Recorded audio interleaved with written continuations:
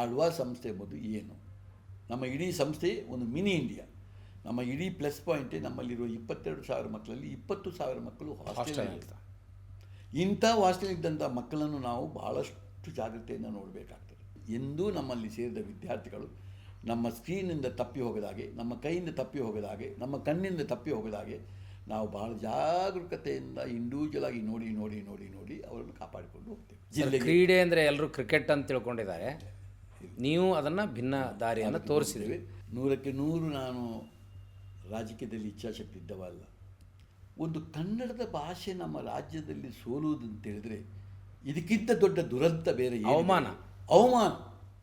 ಇವತ್ತು ಕನ್ನಡದ ಭಾಷೆ, ಕನ್ನಡದ ಶಾಲೆ ಸೋತು ಹೋದರೆ ಶ್ರೀಸಾಮಾನ್ಯನ ಸೋಲು, ನಮ್ಮ ಸಂಸ್ಕೃತಿಯ ಸೋಲು, ನಮ್ಮ ಇಷ್ಟು ವರ್ಷದ ಇತಿಹಾಸದ ಸೋಲು.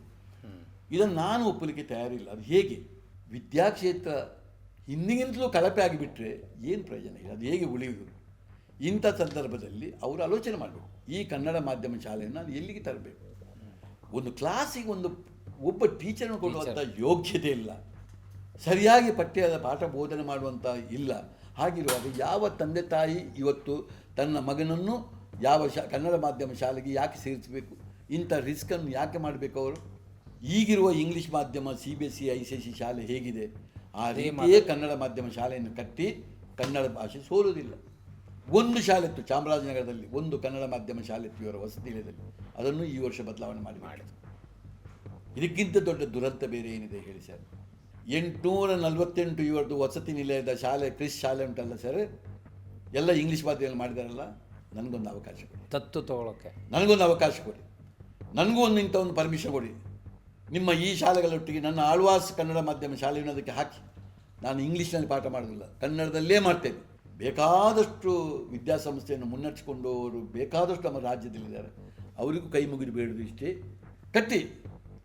ಎಂಥ deemed university, autonomous university, private university ಏನು ಬೇಕಾದರೂ ಕಟ್ಟಿ. ಕ್ಯಾಂಪಸ್ನಲ್ಲಿ ಎಷ್ಟು ಬೇಕಾದರೂ ವಿದ್ಯಾರ್ಥಿಗಳಿರಲಿ. ಒಂದು ಕನ್ನಡ ಮಾಧ್ಯಮ ಶಾಲೆಯ ಒಂದೊಂದು ಸಣ್ಣ ಸಣ್ಣ 150, 200, 300 ಮಕ್ಕಳ ಒಂದೊಂದು ಶಾಲೆಯನ್ನು ಅಲ್ಲಿ ಕಟ್ಟಿಕೊಳ್ಳಿ.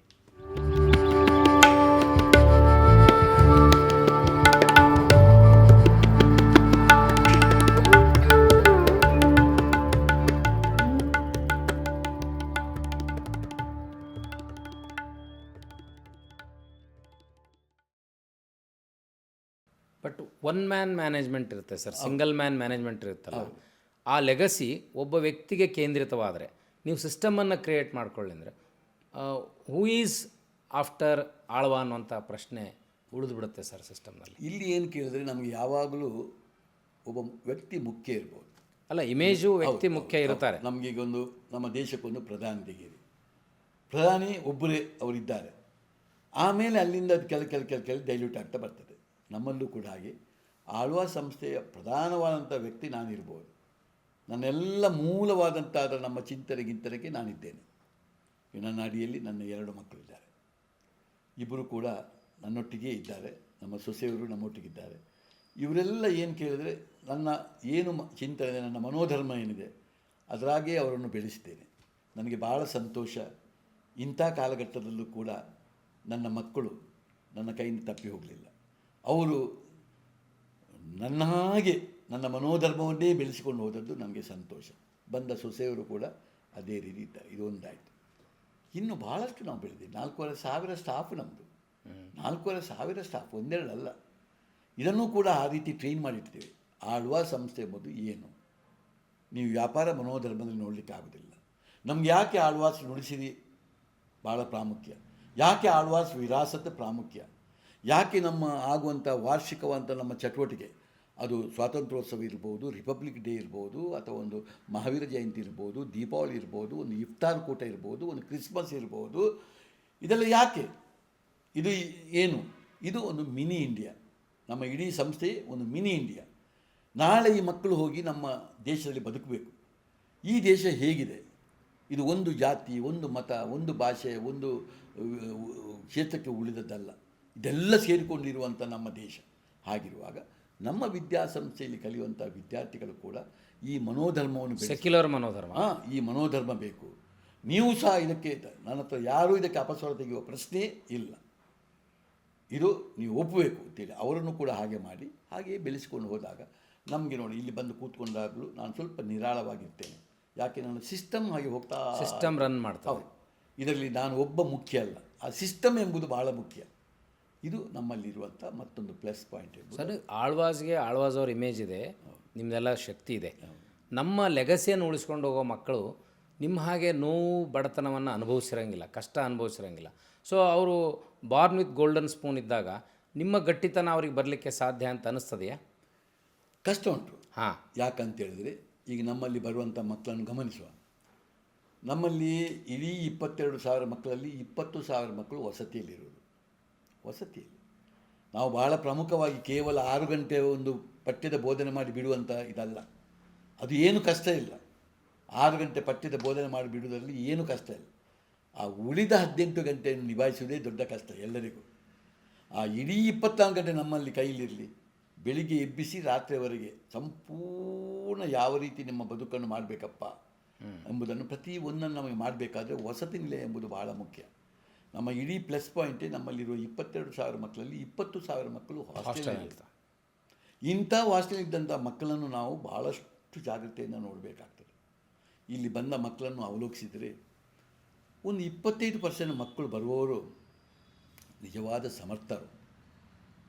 ಅವರಲ್ಲಿ ಭಾಳಷ್ಟು ಇಚ್ಛಾಶಕ್ತಿ ಇದೆ, ಭಾಳಷ್ಟು ಕನಸುಗಳಿದೆ, ಮತ್ತು ಅವರಿಗೆ ಸಾಮರ್ಥ್ಯವೂ ಇದೆ, ಬದ್ಧತೆಯೂ ಇದೆ. ನಾನು ಹೀಗೆ ಇದ್ದರೆ ಮಾತ್ರ ನನಗೆ ಅಲ್ಲಿ ಅಚೀವ್ಮೆಂಟ್ ಮಾಡಲಿಕ್ಕೆ ಆಗುವುದಂತೆ ಎಂಬುದನ್ನು ಅವರಿಗೆ ತೀರ್ಮಾನ ಆಗಿರ್ತದೆ. ಅವರ ಯಾವ ಸಮಸ್ಯೆಯೂ ಇಲ್ಲ, ಅವರಲ್ಲಿ ಬಂದು ಎಲ್ಲವನ್ನು ಪಡೆದುಕೊಂಡು ಭಾಳ ಉತ್ಕೃಷ್ಟ ಸ್ಥಾನಕ್ಕೆ ಹೋಗ್ತಾರೆ. ಇದು 25% ಮಕ್ಕಳು. ಇನ್ನೂ 25% ಮಕ್ಕಳಿದ್ದಾರೆ, ಅವರಿಗೆ ಎಲ್ಲವೂ ಇದೆ, ಆದರೆ ಸಾಮರ್ಥ್ಯ ಅಷ್ಟಕ್ಕಷ್ಟೇ ಇರೋದು. ಈಗ ಬೌದ್ಧಿಕವಾಗಿ ಇರ್ಬೋದು, ಭಾಳ ಮುಖ್ಯವಾಗಿ ಅವರಿಗೆ ಅಷ್ಟಕ್ಕಷ್ಟೇ ಇರೋದು, ಆದರೆ ಇಚ್ಛಾಶಕ್ತಿ ಇದೆ, ತುಂಬ ಹೋರಾಟ ಮಾಡ್ತಾರೆ, ನನಗೂ ಅಲ್ಲಿ ಮುಟ್ಟಬೇಕೆಂಬ ಆಸೆ ಗುರಿ ಇದೆ, ಆದರೆ ಅವರಲ್ಲಿ ಆ ಒಳಗಿನ ಸಾಮರ್ಥ್ಯ ಸ್ವಲ್ಪ ಕಡಿಮೆ ಉಂಟು. ಇಂಥ ಮಕ್ಕಳು ಕೂಡ ಏನು ತೊಂದರೆ ಇಲ್ಲ, ಆದರೆ ನಾವು ಅವಲೋಕಿಸ್ತಾ ಇರಬೇಕು. ಇವರು ಹೀಗೆ ಅವರು ಅದನ್ನು ಭಾಳಷ್ಟು ಬದ್ಧತೆಯಲ್ಲಿ ಮಾಡ್ತಾ ಹೋಗುವಾಗ ಎಲ್ಲಿ ಅವರು ಖಿನ್ನತೆಗೆ ಹೋಗ್ತಾರೆ ಎಂಬುದನ್ನು ನಾವು ಕಾಯಬೇಕು. ಯಾಕೆಂದರೆ ಅವರಿಗೆ ಒತ್ತಡ ಕ್ರಿಯೇಟ್ ಆಗಬಾರ್ದು. ಅವ್ರಿಗೆ ನನಗೆ ಇಚ್ಛಾಶಕ್ತಿ ಇದೆ, ನಾನು ಹಾಗೆ ಮಾಡಬೇಕು ಅಂತ ಬಹಳ ಹಗಲಿರಲು ಕೆಲಸ ಮಾಡ್ತಾರೆ, ಆದರೆ ಅವರಿಗೆ ಆ ಸಾಮರ್ಥ್ಯ ಇಲ್ಲದ ಲೋಡನ್ನು ತೆಗೆದುಕೊಳ್ಳಲಿಕ್ಕೆ ಆಗೋದಿಲ್ಲ. ಅಂಥ ಮಕ್ಕಳನ್ನು ಗಮನಿಸಬೇಕು ನಾವು. ಇದು ಬಹಳ ಸೂಕ್ಷ್ಮವಾಗಿ ಗಮನಿಸಬೇಕು, ಎಲ್ಲಿ ಖಿನ್ನತೆಗೆ ಹೋಗ್ತಾರೆ ಎಂಬುದನ್ನು ನೋಡಬೇಕು. ಇದು 50%ಲ್ಲಿ ಮುಗೀತು. ಇನ್ನೂ 25% ಮತ್ತು ಅವರಿಗೆ ಸಾಮರ್ಥ್ಯ ಏನೂ ಇರುವುದಿಲ್ಲ, ಅವರಿಗೇನು ಇರುವುದಿಲ್ಲ, ಆದರೆ ಒದ್ದಾಡ್ತಾರೆ, ಕಷ್ಟಪಡ್ತಾರೆ, ತೊಂದರೆ ಇಲ್ಲ. ಅಟ್ಲೀಸ್ಟ್ ಅವರು NCERT ಸಿಲೆಬಸ್ಸಿನಾದರೂ ಒಂದು ಉತ್ತಮ ಮಾತು ತೆಗಿತಾರೆ, ಏನು ತೊಂದರೆ ಇಲ್ಲ, ಒಂದು ಇರ್ತಾರೆ, ಇರಲಿ. ಇನ್ನು ಉಳಿದ ಲಾಸ್ಟ್ 25% ಈ ಮಕ್ಕಳೇ ನಮಗೆ ಮೋಸ್ಟ್ ಡೇಂಜರಸ್ ಮಕ್ಕಳು. ಇವರೆಲ್ಲ ಬಂದದ್ದು ಯಾಕೆ ಕೇಳಿದರೆ, ಅವರ ಮನೆಯಲ್ಲಿ ತಂದೆ ತಾಯಿಗಳಿಗೆ ಅವರು ನಿಭಾಯಿಸಲಿಕ್ಕೆ ಆಗೋದಿಲ್ಲ, ಬಾಲ್ಯದಲ್ಲೇ ಕೈ ತಪ್ಪಿ ಹೋಗಿರ್ತಾರೆ. ಅದು ಭಾವನಾತ್ಮಕವಾದಂಥ ಸಂಬಂಧಗಳಲ್ಲಿದ್ದಿರ್ಬೋದು, ಬೇರೆ ಬೇರೆ ಚಟಗಳಲ್ಲಿ, ಡ್ರಗ್ಸ್ಗಳಿರ್ಬೋದು, ಬೀಡಿ ಸಿಗರೇಟ್ಗಳಿರ್ಬೋದು, ಬೇರೆ ಬೇರೆ ಚಟಗಳಲ್ಲಿದ್ದಿರ್ಬೋದು, ಅನ್ರೆಸ್ಟ್ ಆಗಿಬಿಟ್ಟಿರ್ತಾರೆ. ಹೌದು, ಅಥವಾ ಸ್ಕ್ರೀನ್ ಎಡಿಕ್ಟ್ ಅಂತ ಹೇಳಿದರೆ ಇದು ಮೊಬೈಲ್ ಎಡಿಕ್ಷನ್ ಅಥವಾ ಯಾವುದೇ ಇದರ ಎಡಿಕ್ಷನ್ ಆಗಿದ್ದಿರ್ಬೋದು. ಇಂಥ ಮಕ್ಕಳು ಇರ್ತಾರೆ. ಮತ್ತು ಮನೆಯಲ್ಲಿ ಡಿಸ್ಟರ್ಬೆನ್ಸ್, ಯಾಕೆಂದರೆ ತಂದೆ ತಾಯಿಗಳ ಫ್ಯಾಮಿಲಿ ಡಿಸ್ಟರ್ಬೆನ್ಸ್ ಇರ್ತದೆ.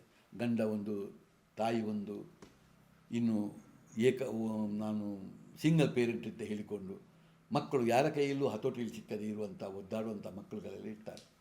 ಈ ಮಕ್ಕಳಂತಂದು ನಮ್ಮಲ್ಲಿ ಹಾಕ್ತಾರೆ ತಂದೆ ತಾಯಿಗಳು. ಏನು ಕೇಳಿದರೆ, ಇವರು ಅಲ್ಲಿ ಹೋಗಿ ಬದಲಾವಣೆ ಆಗಲಿ ಅಂತೇಳಿ ತಂದು ನಮ್ಮ ಮೇಲೆ ಹಾಕ್ತಾರೆ. ಎಷ್ಟೋ ಆರೋಗ್ಯದ ಸಮಸ್ಯೆ ಇದ್ದವರು ತಂದು ನಮ್ಮಲ್ಲಿ ಹಾಕ್ತಾರೆ, ನಮ್ಮ ಹತ್ರ ಗುಟ್ಟೇ ಹೇಳೋದಿಲ್ಲ.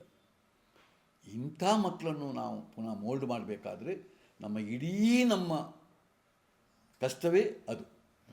ಈ ಮಕ್ಕಳದೇ ಸಮಸ್ಯೆ. ನಿಮಗೆ ಮೆಡಿಕಲ್ ಕಾಲೇಜ್ ಇರೋದ್ರಿಂದ ಅದನ್ನು ನೀವು ಮ್ಯಾನೇಜ್ ನಾವೆಲ್ಲ ಮಾಡ್ತೇವೆ. ನಮ್ಮಲ್ಲಿ ಅದಕ್ಕೆ ಬೇಕಾದಷ್ಟು ವಿಂಗ್ಗಳು ಇದೆ, ನಾವೆಲ್ಲವನ್ನು ಮಾಡ್ತೇವೆ. ಸ್ಟ್ರೆಸ್ ಮ್ಯಾನೇಜ್ಮೆಂಟ್ ಹೌದು, ಅದು ತುಂಬ ಇದೆ. ಆದರೆ ಇಂಥದ್ದನ್ನು ನೋಡಿಕೊಳ್ಳೋದೇ ದೊಡ್ಡ ಕಷ್ಟ. ಆದರೆ ನಾವು ಅದನ್ನು ಮಾಡಬೇಕು. ಯಾಕೆಂದರೆ ನಾಳೆ ಒಂದು ಹುಡುಗ ಸಾಮರ್ಥ್ಯ ಇದ್ದವ ಮೆಡಿಕಲ್ಗೆ ಹೋದರೆ, ಇದಕ್ಕೆ ಹೋದರೆ ದೊಡ್ಡ ಆಶ್ಚರ್ಯ ಏನಲ್ಲ. ಆದರೆ ಇಂಥ ಹಳಿತಪ್ಪಿ ಹೋದಂಥ ಒಂದು ವಿದ್ಯಾರ್ಥಿ ಸಮದಾರಿಗೆ ಬಂದಾಗ ಅದರ ಸುಖ, ಅದರ ಖುಷಿ ಅವನಿಗೂ, ಅವನ ಪೇರೆಂಟಿಗೂ, ನಮಗೂ ದೊಡ್ಡ ಸಂಗತಿ ಅದು. ಅಂಥ ಮಕ್ಕಳುಗಳನ್ನು ನಾವು ತುಂಬ ಬದಲಾವಣೆ ಮಾಡ್ತಾ ಹೋಗ್ತೇವೆ. ಅದು ಇಡೀ ನಮ್ಮ ಸಿಸ್ಟಮ್ಗಳು ಇರುವಂಥದ್ದು. ಆದರೆ ನೀವು ಹೇಳಿದ ಮೊದಲನ ಪ್ರಶ್ನೆಗೆ, ನೀವು ಕೇಳಿದ ಪ್ರಶ್ನೆಗೆ ಉತ್ತರ ಕೊಡ್ತೇನೆ. ಎಂದೂ ನಮ್ಮಲ್ಲಿ ಸೇರಿದ ವಿದ್ಯಾರ್ಥಿಗಳು ನಮ್ಮ ಸ್ಕ್ರೀನಿಂದ ತಪ್ಪಿ ಹೋಗದಾಗೆ, ನಮ್ಮ ಕೈಯಿಂದ ತಪ್ಪಿ ಹೋಗದಾಗೆ, ನಮ್ಮ ಕಣ್ಣಿಂದ ತಪ್ಪಿ ಹೋಗದಾಗೆ ನಾವು ಭಾಳ ಜಾಗರೂಕತೆಯಿಂದ ಇಂಡಿವಿಜುವಲ್ ಆಗಿ ನೋಡಿ ನೋಡಿ ನೋಡಿ ನೋಡಿ ಅವರನ್ನು ಕಾಪಾಡಿಕೊಂಡು ಹೋಗ್ತೇವೆ. ಇದು ಬಹಳ ಮುಖ್ಯ. ಈಗ ಇದರ ಜೊತೆಗೆ ನೀವು ಕ್ರೀಡೆಯಲ್ಲಿ ಸಾಂಸ್ಕೃತಿಕವಾಗಿ ಚೆನ್ನಾಗಿರೋರಿಗೆ ಫ್ರೀ ಎಜುಕೇಷನ್ ಕೊಡೋಕೆ ಶುರು ಮಾಡಿದ್ರಿ. ಇದು ರಿಸಲ್ಟ್ ಏನಾಯಿತು? ಇದು ಅದ್ಭುತವಾದಂಥ ರಿಸಲ್ಟ್. ಇದು ಅದ್ಭುತವಾದಂಥ ರಿಸಲ್ಟ್. ಈಗ ಕ್ರೀಡೆಯಲ್ಲಿ ನಾವು ವೈಯಕ್ತಿಕ ಆಟ, ಗುಂಪಾಟ ಅಂತ ತೆಗೆದುಕೊಂಡಿದ್ದೇವೆ. ಇಲ್ಲೂ ಕೂಡ ಪ್ರಾಥಮಿಕ ಶಿಕ್ಷಣ, ಪ್ರೌಢ ಶಿಕ್ಷಣ, ಪದವಿ ಪೂರ್ವ ಶಿಕ್ಷಣ, ಪದವಿ ಶಿಕ್ಷಣ, ಉನ್ನತ ಶಿಕ್ಷಣ ಎಲ್ಲದರಲ್ಲೂ ಇದನ್ನು ಜೋಡಣೆ ಮಾಡಿಕೊಂಡು ಹೋಗಿದ್ದೇವೆ. ಅಂದರೆ 13 ವರ್ಷದ ಕೆಳಗೆ, 16 ವರ್ಷದ ಕೆಳಗೆ, 18 ವರ್ಷದ ಕೆಳಗೆ ಮತ್ತು 22 ವರ್ಷದ ಕೆಳಗೆ ಮತ್ತು 25 ವರ್ಷದ ಕೆಳಗೆ ಈ ವಿಂಗ್ಗಳಲ್ಲಿ ನಮ್ಮ ಕೆಲಸ ಆಗ್ತಾ ಉಂಟು. ಇದು ವೈಯಕ್ತಿಕವಾಗಿ ಮತ್ತು ಗುಂಪು ಆಟಗಳಲ್ಲಿ. ಇದು ಒಂದು 30ಕ್ಕೂ ಮಿಕ್ಕಿದ ವಿಂಗ್ಗಳಲ್ಲಿ ನಾವು ಕೆಲಸ ಮಾಡ್ತಾಯಿದ್ದೇವೆ. ಈ ವರ್ಷವೇ 688 ಮಕ್ಕಳು ಹಾಗೆ ದತ್ತು ಸ್ವೀಕಾರ ಮಾಡಿದವರಿದ್ದಾರೆ. ರಾಜ್ಯದಲ್ಲಿ, ದೇಶದಲ್ಲಿ ಗಮನಿಸಿಕೊಂಡು ಯಾರಿಗೆ ಇದರಲ್ಲಿ ಅದ್ಭುತವಾದಂಥ ಸಾಧನೆ ಮಾಡ್ತಾ ಇದ್ದಾರೆ, ಅವರ ಜೀನ್ಸ್ಗಳು ಹೇಗಿದೆ ಎಂಬುದನ್ನು ಅವಲೋಕಿಸಿಕೊಂಡು ನಾವು ಮಕ್ಕಳನ್ನು ತೆಗೆದುಕೊಳ್ತೇವೆ. ಕೆಳಗಿಂದ ಟೀಮ್ಗಳನ್ನು ಕಟ್ತಾ ಹೋಗ್ತೇವೆ. ಈಗ ಉದಾಹರಣೆಗೆ ಒಂದು ಕಬಡ್ಡಿ ಎಂಬ ಟೀಮ್ ಇದ್ದರೆ ಅದು ಹೈಸ್ಕೂಲ್ ಮಟ್ಟದಲ್ಲಿದೆ, PUC ಮಟ್ಟದಲ್ಲಿದೆ, ಡಿಗ್ರಿ ಮಟ್ಟದಲ್ಲಿದೆ. ಅದು ಕೆಳಗಿಂದ ಫೀಡ್ ಆಗ್ತಾ ಬರ್ತದೆ. ಹಾಗೆ ನಾವು ಬಲಿಷ್ಠವಾಗಿದ್ದುಕೊಂಡು ಈಗ ರಾಜ್ಯದಲ್ಲಿ ಎಷ್ಟೋ ವಿಭಾಗದಲ್ಲಿ ನಾವೇ ಆಳುವ ಸಂಸ್ಥೆ ಸಿಂಹಪಾಲನಾಗಿದೆ. ಅದೇ ಹೆಸರು ಬರ್ತದೆ ಜಿಲ್ಲೆಗೆ. ಕ್ರೀಡೆ ಅಂದರೆ ಎಲ್ಲರೂ ಕ್ರಿಕೆಟ್ ಅಂತ ತಿಳ್ಕೊಂಡಿದ್ದಾರೆ. ನೀವು ಅದನ್ನು ಭಿನ್ನ ದಾರಿಯನ್ನು ತೋರಿಸಿದ್ವಿ. ಅದು ದಕ್ಷಿಣ ಕನ್ನಡ ಜಿಲ್ಲೆ ಹೆಸರು ಬರ್ತದೆ. ದಕ್ಷಿಣ ಕನ್ನಡ ಜಿಲ್ಲೆ ಹೆಸರು ಬರಬೇಕಾದ್ರೆ 95% ನಾವೇ ಅದರ ಹಿಂದೆ ಇದ್ದುಕೊಂಡು ಕ್ರೀಡೆಯಲ್ಲಿ ರಾಜ್ಯವನ್ನು ಮೀರಿ ಈಗ ದೇಶೀಯ ಮಟ್ಟದಲ್ಲಿದೆ. ಅದು ನಮ್ಮ ಭಾಳ ಮುಖ್ಯವಾಗಿ ಅಥ್ಲೆಟಿಕ್ನಲ್ಲಿ ಇರ್ಬೋದು, ಕ್ರಾಸ್ ಕಂಟ್ರಿಯಲ್ಲಿ ಇರ್ಬೋದು, ವೆಯ್ಟ್ ಲಿಫ್ಟಿಂಗ್ನಲ್ಲಿರ್ಬೋದು, ಪವರ್ ಲಿಫ್ಟಿಂಗ್ನಲ್ಲಿರ್ಬೋದು, ಖೋಖೋದಲ್ಲಿರ್ಬೋದು, ಕಬಡ್ಡಿಯಲ್ಲಿರ್ಬೋದು, ಬಾಲ್ ಬ್ಯಾಡ್ಮಿಂಟನ್ ಇರ್ಬೋದು. ಈ ಎಲ್ಲ ಇಂಥ ವಿಭಾಗದಲ್ಲಿ ಹುಡುಗರ ಹುಡುಗಿಯರ ಟೀಮ್ ಚಾಂಪಿಯನ್ಶಿಪ್ನಲ್ಲಿ ಫಸ್ಟ್, ಸೆಕೆಂಡ್, ಥರ್ಡ್ನಲ್ಲಿ ನಾವೇ ಇರ್ತೇವೆ. ಇದರ ಮುಖಾಂತರ ಇವತ್ತು ಒಲಿಂಪಿಕ್ಕಿಗೆ ಒಂದು 12 ಮಕ್ಕಳು ನಮ್ಮ ಕಾಲೇಜಿನ ಮಕ್ಕಳು ಒಲಿಂಪಿಕ್ಕಿಗೆ ಹೋದರು. ಭಾಳಷ್ಟು ಅಂತಾರಾಷ್ಟ್ರೀಯ ಮಟ್ಟದಲ್ಲಿ ಹೋದರು. ಭಾಳ ಜನರಿಗೆ ಕ್ರೀಡಾರತ್ನ ಮತ್ತು ಏಕಲವ್ಯ ಪ್ರಶಸ್ತಿಗಳು ಲೆಕ್ಕ ಇಲ್ಲದಷ್ಟು ನಮಗೆ ಬಂತು. ಇದು ನಮ್ಮ ಭಾಳ ದೊಡ್ಡ ಸಾಧನೆ. ಒಂದು ಉದಾಹರಣೆ ಹೇಳೋದಾದರೆ ಅಥ್ಲೆಟಿಕ್ ಅಂತ ತೆಗೀರಿ. ಅಥ್ಲೆಟಿಕ್ ಎಂಬುದು ಅದರಲ್ಲಿ ಹುಡುಗರ ಹುಡುಗಿಯರ ಸೇರಿ 46 ವಿಭಾಗಗಳಿದೆ. ಮಂಗಳೂರು ಯೂನಿವರ್ಸಿಟಿಯಲ್ಲಿ 228 ಕಾಲೇಜ್ ಇದೆ. ಎಂತೆಂಥ ದೈತ್ಯ ಕಾಲೇಜುಗಳಿದೆ ನೋಡಿ. ಮಂಗಳೂರು ಯೂನಿವರ್ಸಿಟಿ ಆಗಿ 44 ವರ್ಷವಾಯಿತು. 44 ವರ್ಷದ ಒಂದು ರೆಕಾರ್ಡ್ ಎಂಬುದಿದೆ ಇದರಲ್ಲಿ. 46 ವಿಭಾಗದ ರೆಕಾರ್ಡ್ ಇದೆ. ಎಷ್ಟು ಸಾಧನೆ ಅಂತ ಹೇಳಿದರೆ 46 ವಿಭಾಗದಲ್ಲೂ ಕೂಡ ಇರುವ ಎಲ್ಲ ರೆಕಾರ್ಡ್ಗಳು ಕೂಡ ಆಳ್ವಾಸ್ ಎಂಬ ಒಂದು ಸಂಸ್ಥೆ ಅಡಿಯಲ್ಲಿ ಉಂಟು. ಇದು ಒಂದೇ ನಮ್ಮ ಅಚೀವ್ಮೆಂಟ್ ನಿಮಗೆ ಸಾಕು. ಒಂದು ಕ್ರೀಡೆಯಲ್ಲಿ ನಾವು ಹೇಗಿದ್ದೇವೆ ಎಂಬುದು ಇದು ಕ್ರೀಡೆಗೆ ಸಂಬಂಧಪಟ್ಟದ್ದು. ಇನ್ನು ಸಾಂಸ್ಕೃತಿಕವಾಗಿ ತೆಗೆದು ನೋಡಿದ್ರೆ, ನಿನ್ನೆ ಈಗ ಪ್ರೋಗ್ರಾಮ್ ಕೊಟ್ಟವರು ಅವರು ಸಾಂಸ್ಕೃತಿಕವಾಗಿ ಅಡಾಪ್ಷನ್ ಆಗಿ ಬಂದವರು. ಅವರೊಂದು 500 ಮಕ್ಕಳು. ನೀವು ಯೂನಿವರ್ಸಿಟಿ ಯೂತ್ ಫೆಸ್ಟಿವಲ್ ಅಂತೂ ನಿಮ್ಮ ಮಕ್ಕಳಿಗೆ ಏನೂ ಅಲ್ಲ. ಅದೆಲ್ಲ ಏನೂ ಅಲ್ಲ. ಅಲ್ಲಿ ಪಾರ್ಶಲಿಟಿ ಮಾಡಿಕೊಂಡು ನಮ್ಮಿಂದ ಕೈ ತಪ್ಪುತ್ತದೆ ಹೊರತು ಮತ್ತು ನಮ್ಮ ಸಾಮರ್ಥ್ಯಕ್ಕೆ ಏನು ತೊಂದರೆ ಇಲ್ಲ. ಬರೀ ನಿಮಗೆ ಯಾಕೆ ಕೊಡಬೇಕು ಅನ್ನೋ ಕಾರಣ. ಅದು ಬೇರೆ ಬೇರೆ ಕಾರಣಗಳಿಂದ ಅದು ನಿಮ್ಗೆ ಗೊತ್ತುಂಟು. ಆ ಕಾಂಪಿಟೇಷನ್ ಎಂಬುದು ಗೊತ್ತು. ಇವತ್ತು ಅಲ್ಲೂ ಕೂಡ ಹಾಗೆ ನಮ್ಮ ಮಕ್ಕಳು ಅದ್ಭುತವಾಗಿ ಇದನ್ನು ಯಾರೂ ಕಾಪಿ ಮಾಡಲಿಕ್ಕೆ ಸಾಧ್ಯವೇ ಇಲ್ಲ. ಯಾರಾದರೂ ರಾಜ್ಯದಲ್ಲಿ, ದೇಶದಲ್ಲಿ ಇದನ್ನು ಕಾಪಿ ಮಾಡೋದಾದರೆ ಮಾಡಿ. ಇವತ್ತು ಆ ಕ್ರೀಡೆ ಮತ್ತು ಸಾಂಸಂಗ ಎರಡನ್ನು ಯಾರೂ ಮುಟ್ಟದ ರೀತಿಯಲ್ಲಿ ನಾವು ಕೊಂಡೋಗಿ ಇಟ್ಟಿದ್ದೇವೆ. ಅಂದರೆ ಎಲ್ಲರೂ ಗುಣಮಟ್ಟದ ಶಿಕ್ಷಣದ ಕಡೆ ಫೋಕಸ್ ಮಾಡ್ತಾರೆ. ನಿಮ್ಮದು ಎಡಿಷನ್ನು. ನಾನು ಗುಣಮಟ್ಟ ಅಂತ ಹೇಳೋದಿಲ್ಲ. ಒಟ್ಟಾರೆ ಏನು ಕೇಳಿದರೆ ಅವರ ಕೆಲಸವೇ ಬೇರೆ. ಅವರಿಗೆ ಅದು ಖಾಲಿ ಆ ಅಂಕಿಅಂಶವನ್ನು ಕೊಡ್ಕೊಂಡು ಅದರಿಂದ ಎಡ್ಮಿಷನ್ ಆಗಿ ಅದರಿಂದ ಒಂದು ಹಣ ಮಾಡುವಂಥ ಕಮರ್ಷಿಯಲ್. ನಮ್ಮದು ಆ ರೀತಿ ಅಲ್ಲ. ನಮ್ಮ ಎಜುಕೇಷನ್ ಅಂತ ಹೇಳಿದರೆ ಸಮಗ್ರ ಶಿಕ್ಷಣ, ಹೋಲಿಸ್ಟಿಕ್ ಅಪ್ರೋಚ್. ಹೌದು, ಸಮಗ್ರ ಶಿಕ್ಷಣ. ಇಡೀ ಒಂದು ವ್ಯಕ್ತಿತ್ವ ನಿರ್ಮಾಣ ಮಾಡೋದು ಅದು ನಮಗೆ ಭಾಳ ಮುಖ್ಯ.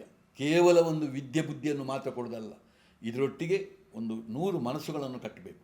ಅದು ಕ್ರೀಡಾ ಮನೋಭಾವ ಇರ್ಬೋದು, ಸೌಂದರ್ಯ ಪ್ರಜ್ಞೆ ಇರ್ಬೋದು, ಸಾಮರಸ್ಯವಂತ ಬದುಕಿರ್ಬೋದು, ಶಿಸ್ತಿನ ಜೀವನ ಇರ್ಬೋದು, ಸಮಯ ಪಾಲನೆ ಇರ್ಬೋದು, ದೇಶ ಪ್ರೇಮ ಇರ್ಬೋದು, ಗುರು ಹಿರಿಯರ ಮೇಲೆ ಇದಿರುವಂಥ ಇರ್ಬೋದು, ಪರಿಸರದ ರಕ್ಷಣೆ ಬಗ್ಗೆ ಇರ್ಬೋದು. ಇಡೀ ಒಟ್ಟು ಈ ಸಮಗ್ರ ಶಿಕ್ಷಣದ ಕಡೆಗೆ ನಾವು ಹೆಚ್ಚು ಒತ್ತನ್ನು ಕೊಡ್ತೇವೆ. ಸರಿ, ಈಗ ಕನ್ನಡ ಮಾಧ್ಯಮ ಶಿಕ್ಷಣದ ಬಗ್ಗೆ ಈಗ ನೀವು ತೋರಿಸ್ತಾ ಇರುವಂಥ ಕಾಳಜಿ ಮತ್ತು ಜನರ ಪ್ರತಿಕ್ರಿಯೆ, ಸರ್ಕಾರ ಕನ್ನಡ ಮಾಧ್ಯಮ ಶಾಲೆಗಳನ್ನು ವಿಪರೀತವಾಗಿ ಉಪೇಕ್ಷೆ ಮಾಡ್ತದೆ. ಒಂದು ವೇಳೆ ಆಳ್ವ ಅವರೇ ಎರಡೂ ಮಂತ್ರಿಯಾಗೋ ನಿಮಗೆ ಸಾಮರ್ಥ್ಯ ಇದೆ, ಒಂದು ಶಿಕ್ಷಣ ಮತ್ತು ಶಿಕ್ಷಣ, ಆರೋಗ್ಯ, ಸಂಸ್ಕೃತಿ. ಈಗ ಪ್ರಶ್ನೆ ಬಂದಾಗ ನಿಮಗೆ ಅದು ಅವಕಾಶ ಸಿಗೋದು ಬಿಡೋದು ಈ ಸೆಕೆಂಡರಿ. ನಾವು ಅನ್ಅಥರೈಸ್ಡ್ ಲೆಜಿಸ್ಲೇಚರ್ಸ್ ಅಂತ ಕರಿತೇವೆ, ಸಾಂಸ್ಕೃತಿಕ ಲೋಕದಲ್ಲಿ ಹೆಸರು ಮಾಡಿದವ್ರನ್ನ. ಆ್ಯಸ್ ಎ ಅನ್ಅಥರೈಸ್ಡ್ ಲೆಜಿಸ್ಲೇಚರ್ ಈ ಕನ್ನಡ ಮಾಧ್ಯಮ ಶಿಕ್ಷಣಕ್ಕೆ ಸಂಬಂಧಿಸಿದಂತೆ ಸರ್ಕಾರ ಮಾಡುವಂಥ ತಪ್ಪೇನು, ನೀವು ಪರ್ಯಾಯವಾಗಿ ಅದಕ್ಕೊಂದು ಮಾರ್ಗವನ್ನು ಹೆಂಗೆ ಕಂಡುಹಿಡಿದ್ರಿ? 100ಕ್ಕೆ 100 ನಾನು ರಾಜಕೀಯದಲ್ಲಿ ಇಚ್ಛಾಶಕ್ತಿ ಇದ್ದವಲ್ಲ. ನನಗೆ ಅಂಥ ರಾಜಕೀಯದಲ್ಲಿ ಇಂಥ ಸ್ಥಾನಮಾನ ಬೇಕು ಅಂತ ಅಪೇಕ್ಷೆ ಮಾಡೋನಲ್ಲ. ಆದರೆ ಸರ್ಕಾರದ ಮೇಲೆ ನನಗೆ ವಿಶೇಷವಾದಂಥ ಗೌರವ ಇದೆ. ಯಾವುದೇ ಸರ್ಕಾರ ಇರಲಿ, ನನಗೆ ವಿಶೇಷವಾದಂಥ ಗೌರವ ಇದೆ. ಯಾವತ್ತೂ ಸರ್ಕಾರ ಮತ್ತು ಅದರ ಅಡಿಯಲ್ಲಿ ಬರುವ ಇಲಾಖೆಗಳು ನನ್ನ ವಿಶ್ವಾಸಕ್ಕೆ ತೆಗೆದುಕೊಂಡ್ರೆ ನನ್ನ ಏನೆಲ್ಲ ಪ್ರಯತ್ನ ಇದೆ ಅದೆಲ್ಲವನ್ನೂ ಮಾಡಲಿಕ್ಕೆ ನಾನು ಸಿದ್ಧ, ಅವರೊಟ್ಟಿಗೆ ಜೋಡಣೆ ಮಾಡಲಿಕ್ಕೆ ಸಿದ್ಧ. ಇವತ್ತು ಕನ್ನಡ ಮಾಧ್ಯಮ ಶಾಲೆ ತೆಗೆಯುವ ಒಂದು ಕನ್ನಡದ ಭಾಷೆ ನಮ್ಮ ರಾಜ್ಯದಲ್ಲಿ ಸೋಲುವುದು ಅಂತ ಹೇಳಿದ್ರೆ ಇದಕ್ಕಿಂತ ದೊಡ್ಡ ದುರಂತ ಬೇರೆ ಅವಮಾನ. ಇವತ್ತು ಕನ್ನಡದ ಭಾಷೆ, ಕನ್ನಡದ ಶಾಲೆ ಸೋತು ಹೋದರೆ ಶ್ರೀಸಾಮಾನ್ಯನ ಸೋಲು, ನಮ್ಮ ಸಂಸ್ಕೃತಿಯ ಸೋಲು, ನಮ್ಮ ಇಷ್ಟು ವರ್ಷದ ಇತಿಹಾಸದ ಸೋಲು. ಇದನ್ನು ನಾನು ಒಪ್ಪಲಿಕ್ಕೆ ತಯಾರಿಲ್ಲ. ಅದು ಹೇಗೆ? ಹಾಗಿದ್ದರೆ ಇವತ್ತು ಜಗತ್ತನ್ನು ತಾವೇ ನನಗೆ ಆಗ ಮಾತಾಡಿ ನೀವು ಉಲ್ಲೇಖ ಮಾಡ್ತೀವಿ, ಜಪಾನ್ನ ಊರನ್ನು ನಾವು ಉಲ್ಲೇಖ ಮಾಡಿದ್ದೇವೆ. ಇವತ್ತು ಎಷ್ಟು ರಾಷ್ಟ್ರಗಳು ಇದೇ ರೀತಿಯ ಜಾಗತಿಕ ಸವಾಲುಗಳು ಬಂದಾಗಲೂ ಅವರ ಭಾಷೆಯನ್ನು ಹೇಗೆ ಉಳಿಸಿಕೊಂಡು ಹೋಗಿದ್ದಾರೆ. ಚೈನಾವನ್ನು ತೆಗೆದಿರಿ, ರಷ್ಯಾವನ್ನು ತೆಗೀರಿ, ಜರ್ಮನನ್ನು ತೆಗೀರಿ, ಅಥವಾ ಜಪಾನನ್ನು ತೆಗೀರಿ, ಇಂಥ 100 ರಾಷ್ಟ್ರಗಳನ್ನು ನಾನು ಹೇಳ್ತೇನೆ. 150 ರಾಷ್ಟ್ರ. ಹೌದು, ಇವತ್ತಿಗೂ ಅಲ್ಲಿಯ ಭಾಷೆ ಪ್ರಾಮುಖ್ಯ ಹೊರತು ಇಂಗ್ಲೀಷ್ ಪ್ರಾಮುಖ್ಯ ಅಲ್ಲ. ಹಾಗಾದರೆ ನಮ್ಮ ದೇಶದಲ್ಲಿ ಒಂದು ಭಾಷೆ ಇಲ್ಲದೆ ಹೋಗಿರ್ಬೋದು. ನಮ್ಮದು 22 ಪ್ರಾದೇಶಿಕ ಭಾಷೆ ಇದೆ. ಆದರೂ 22 ಪ್ರಾದೇಶಿಕ ಭಾಷೆಯನ್ನು ಆ ರಾಜ್ಯದಲ್ಲಿ ರಕ್ಷಣೆ ಮಾಡಲಿಕ್ಕೆ ಯಾಕೆ ಕಷ್ಟ ಆಗ್ತದೆ ಹೇಳಿ? ಇವರು ಈ ಲೆಕ್ಕಾಚಾರವನ್ನು ಹಾಕೋದಿಲ್ಲ. ಖಾಲಿ ಆಡು ಭಾಷೆಯಾಗಿ ನಾವು ಸೋಲುವುದಿಲ್ಲ, ಆಡು ಭಾಷೆ ಮೆರೆದಾಡ್ತಾ ಹೋಗ್ತದೆ. ಆದರೆ ಬಹಳ ಮುಖ್ಯವಾಗಿ ಅದಕ್ಕೆ ಶಕ್ತಿ ಬೇಕಾದ್ದು ಏನು ಕೇಳಿದ್ರೆ, ಅಲ್ಲಿರುವಂಥ ಕಲಿಕಾ ಒಂದು ಕ್ರಮ, ಆ ಭಾಷೆಗೆ ಸಂಬಂಧಪಟ್ಟ ಶಾಲೆ ಅದು ಸೋಲಬಾರದು. ಆಮೇಲೆ ಅಲ್ಲಿರುವ ಸಾಹಿತ್ಯ, ಸಂಸ್ಕೃತಿಗಳು, ವಿಚಾರಗಳು ಸೋಲಬಾರದು. ಈ ದೃಷ್ಟಿಯಲ್ಲಿ ನಮ್ಮಲ್ಲಿ ಬಹಳ ದೊಡ್ಡ ಸೋಲು ನಮ್ಮ ರಾಜ್ಯದಲ್ಲಿ ಇವತ್ತು ಆಗ್ತಾಯಿದೆ. ಇವತ್ತಿರುವಂಥ ಕನ್ನಡ ಮಾಧ್ಯಮ ಶಾಲೆಗಳನ್ನು ನೋಡಿ ಮುಚ್ತಾ ಇದ್ದಾರೆ. ಯಾಕೆ ಮುಚ್ಚುತ್ತಾರೆ? ಅದನ್ನು ಎದ್ದು ಅವರ ಮೇಲ್ದರ್ಜೆಗೆ ಕೊಂಡು ಹೋಗಲಿಲ್ಲ. ಶಾಲೆ ಬಿಡಿ ಸರಿ, ನಮ್ಮ ಎಲ್ಲ ಕ್ಷೇತ್ರಗಳನ್ನು ತೆಗೆದು ನೋಡುವ, ನಮ್ಮ ಕಣ್ಣನ್ನೇ ನಮ್ಮ ಜೀವಮಾನದಲ್ಲಿ ನಾವು ಆಲೋಚನೆ ಮಾಡುವ. ನಾನೀಗ ನನ್ನ 75 ವರ್ಷದಲ್ಲಿ ನನಗೆ ಬುದ್ಧಿ ತಿಳಿಯುವಾಗ ಈ ಒಂದು ರಾಜ್ಯ ಹೇಗಿತ್ತು, ಅದು ಬೇರೆ ಬೇರೆ ವಿಷಯದಲ್ಲಿ, ಯಾವುದೇ ಸಾರಿಗೆ ಸಂಪರ್ಕ ಇರ್ಬೋದು, ಅಥವಾ ಬೇರೆ ಎಲ್ಲ ವಿಚಾರಗಳಲ್ಲಿರ್ಬೋದು, ಮಾರ್ಗಗಳಲ್ಲಿರ್ಬೋದು, ಅಭಿವೃದ್ಧಿಯಲ್ಲಿರ್ಬೋದು, ಬೇರೆಯಲ್ಲಿರ್ಬೋದು, ಅದು ಹೇಗಿತ್ತು ಎಂಬುದನ್ನು ಆಲೋಚನೆ ಮಾಡುವ. ಈಗ ಹೇಗಿದೆ ಎಂಬುದನ್ನು ಆಲೋಚನೆ ಮಾಡುವ. ಹೀಗಿರುವಾಗ ವಿದ್ಯಾಕ್ಷೇತ್ರ ಹಿಂದಿಗಿಂತಲೂ ಕಳಪೆ ಆಗಿಬಿಟ್ರೆ ಏನು ಪ್ರಯೋಜನ ಇಲ್ಲ, ಅದು ಹೇಗೆ ಉಳಿಯುವುದು? ಇಂಥ ಸಂದರ್ಭದಲ್ಲಿ ಅವರು ಆಲೋಚನೆ ಮಾಡಬೇಕು, ಈ ಕನ್ನಡ ಮಾಧ್ಯಮ ಶಾಲೆಯನ್ನು ನಾನು ಎಲ್ಲಿಗೆ ತರಬೇಕು? ಒಂದು ಕ್ಲಾಸಿಗೆ ಒಬ್ಬ ಟೀಚರ್ನ ಕೊಡುವಂಥ ಯೋಗ್ಯತೆ ಇಲ್ಲ, ಸರಿಯಾಗಿ ಪಠ್ಯದ ಪಾಠ ಬೋಧನೆ ಮಾಡುವಂಥ ಇಲ್ಲ. ಹಾಗಿರುವಾಗ ಯಾವ ತಂದೆ ತಾಯಿ ಇವತ್ತು ತನ್ನ ಮಗನನ್ನು ಯಾವ ಕನ್ನಡ ಮಾಧ್ಯಮ ಶಾಲೆಗೆ ಯಾಕೆ ಸೇರಿಸಬೇಕು? ಇಂಥ ರಿಸ್ಕನ್ನು ಯಾಕೆ ಮಾಡಬೇಕು? ಅವರಿಗೆ ಅಲ್ಲಿ ಆಪ್ಷನ್ ಇಲ್ವಾ? ಬೇಕಾದಷ್ಟು ಇಂಗ್ಲೀಷ್ ಮಾಧ್ಯಮ ಇದೆ, CBS ಇದೆ, ICS ಇದೆ, ಮೌಲ್ಯಾಧಾರಿತವಂಥ ಶಿಕ್ಷಣ ಕೊಡುವವರಿದ್ದಾರೆ. ಹೀಗೆಲ್ಲಿರುವಾಗ ಕನ್ನಡ ಮಾಧ್ಯಮ ಶಾಲೆಗೆ ಯಾಕೆ ಹೋಗಬೇಕು ನೋಡಿ ಹೇಳಿ? ಈಗ ನಾನೇ ತೆಗೀರಿ, ನಾನು ಕನ್ನಡ ಮಾಧ್ಯಮದಲ್ಲಿ ಕಲ್ತಿರ್ಬೋದು, ನನ್ನ ತಂದೆಯೇ ಕನ್ನಡ ಮಾಧ್ಯಮ ಶಾಲೆಯನ್ನು ಕಟ್ಟಿರ್ಬೋದು, ನಾನಲ್ಲಿ ಕಲ್ತಿರ್ಬೋದು, ನಾನೇ ಈಗ ಅಲ್ಲಿ ಕರೆಸ್ಪಾಂಡೆಂಟ್ ಆಗಿರ್ಬೋದು. ಹಾಗಿದ್ದುಕೊಂಡು ನನ್ನ ಮಗಳನ್ನು ನಾನು ಕೊಂಡೋಗಿ ಅಲ್ಲಿ ಸೇರಿಸಲಿಕ್ಕೆ ನಾನೇನು ಅಷ್ಟು ದೊಡ್ಡ ಮೂರ್ಖ ನಾನು? ಅಂಥ ಪ್ರೀತಿ ಎಂಥದ್ದು ಕನ್ನಡದ ಪ್ರೀತಿ? ಅವರ ಭವಿಷ್ಯದ ಪ್ರಶ್ನೆ ಅಲ್ಲ. ಹೀಗೆ ಆಗುವಾಗ ಈ ಕನ್ನಡ ಮಾಧ್ಯಮ ಶಾಲೆ ಉಳಿಲಿಕ್ಕೆ ಸಾಧ್ಯವೇ ಇಲ್ಲ. ಈಗ ಕಟ್ಟಬೇಕು, ಹೇಗೆ ಕಟ್ಟಬೇಕು ಅಂತ ಹೇಳಿದ್ರೆ, ಈಗಿರುವ ಇಂಗ್ಲೀಷ್ ಮಾಧ್ಯಮ CBSE ICSE ಶಾಲೆ ಹೇಗಿದೆ ಆ ರೀತಿಯೇ ಕನ್ನಡ ಮಾಧ್ಯಮ ಶಾಲೆಯನ್ನು ಕಟ್ಟಿ ಕನ್ನಡ ಭಾಷೆ ಸೋಲುವುದಿಲ್ಲ. ನನಗೆ ಎಷ್ಟು ದುರಂತ ಅಂತ ಹೇಳಿದ್ರೆ ಸರ್, ಆದರ್ಶವಂತ ಇವರು ಶಾಲೆಗಳನ್ನು ಕಟ್ಟಿತ್ತು, ವಸತಿ ನಿಲಯಗಳನ್ನು ಕಟ್ಟಿತ್ತು. ದೇವೇಗೌಡರು ಮುಖ್ಯಮಂತ್ರಿ ಆಗಿರುವಾಗ ಆಗಿನ ಸರ್ಕಾರ 34 ಮೊರಾರ್ಜಿ ದೇಸಾಯಿ ಶಾಲೆಗಳು ಬಂತು. ಇದೆಲ್ಲವೂ ಯಾವ ಭಾಷೆಯಲ್ಲಿದ್ದದ್ದು ನೋಡಿ? ಇದೆಲ್ಲವೂ ಕನ್ನಡ ಮಾಧ್ಯಮ ಶಾಲೆಯಲ್ಲಿದ್ದದ್ದು.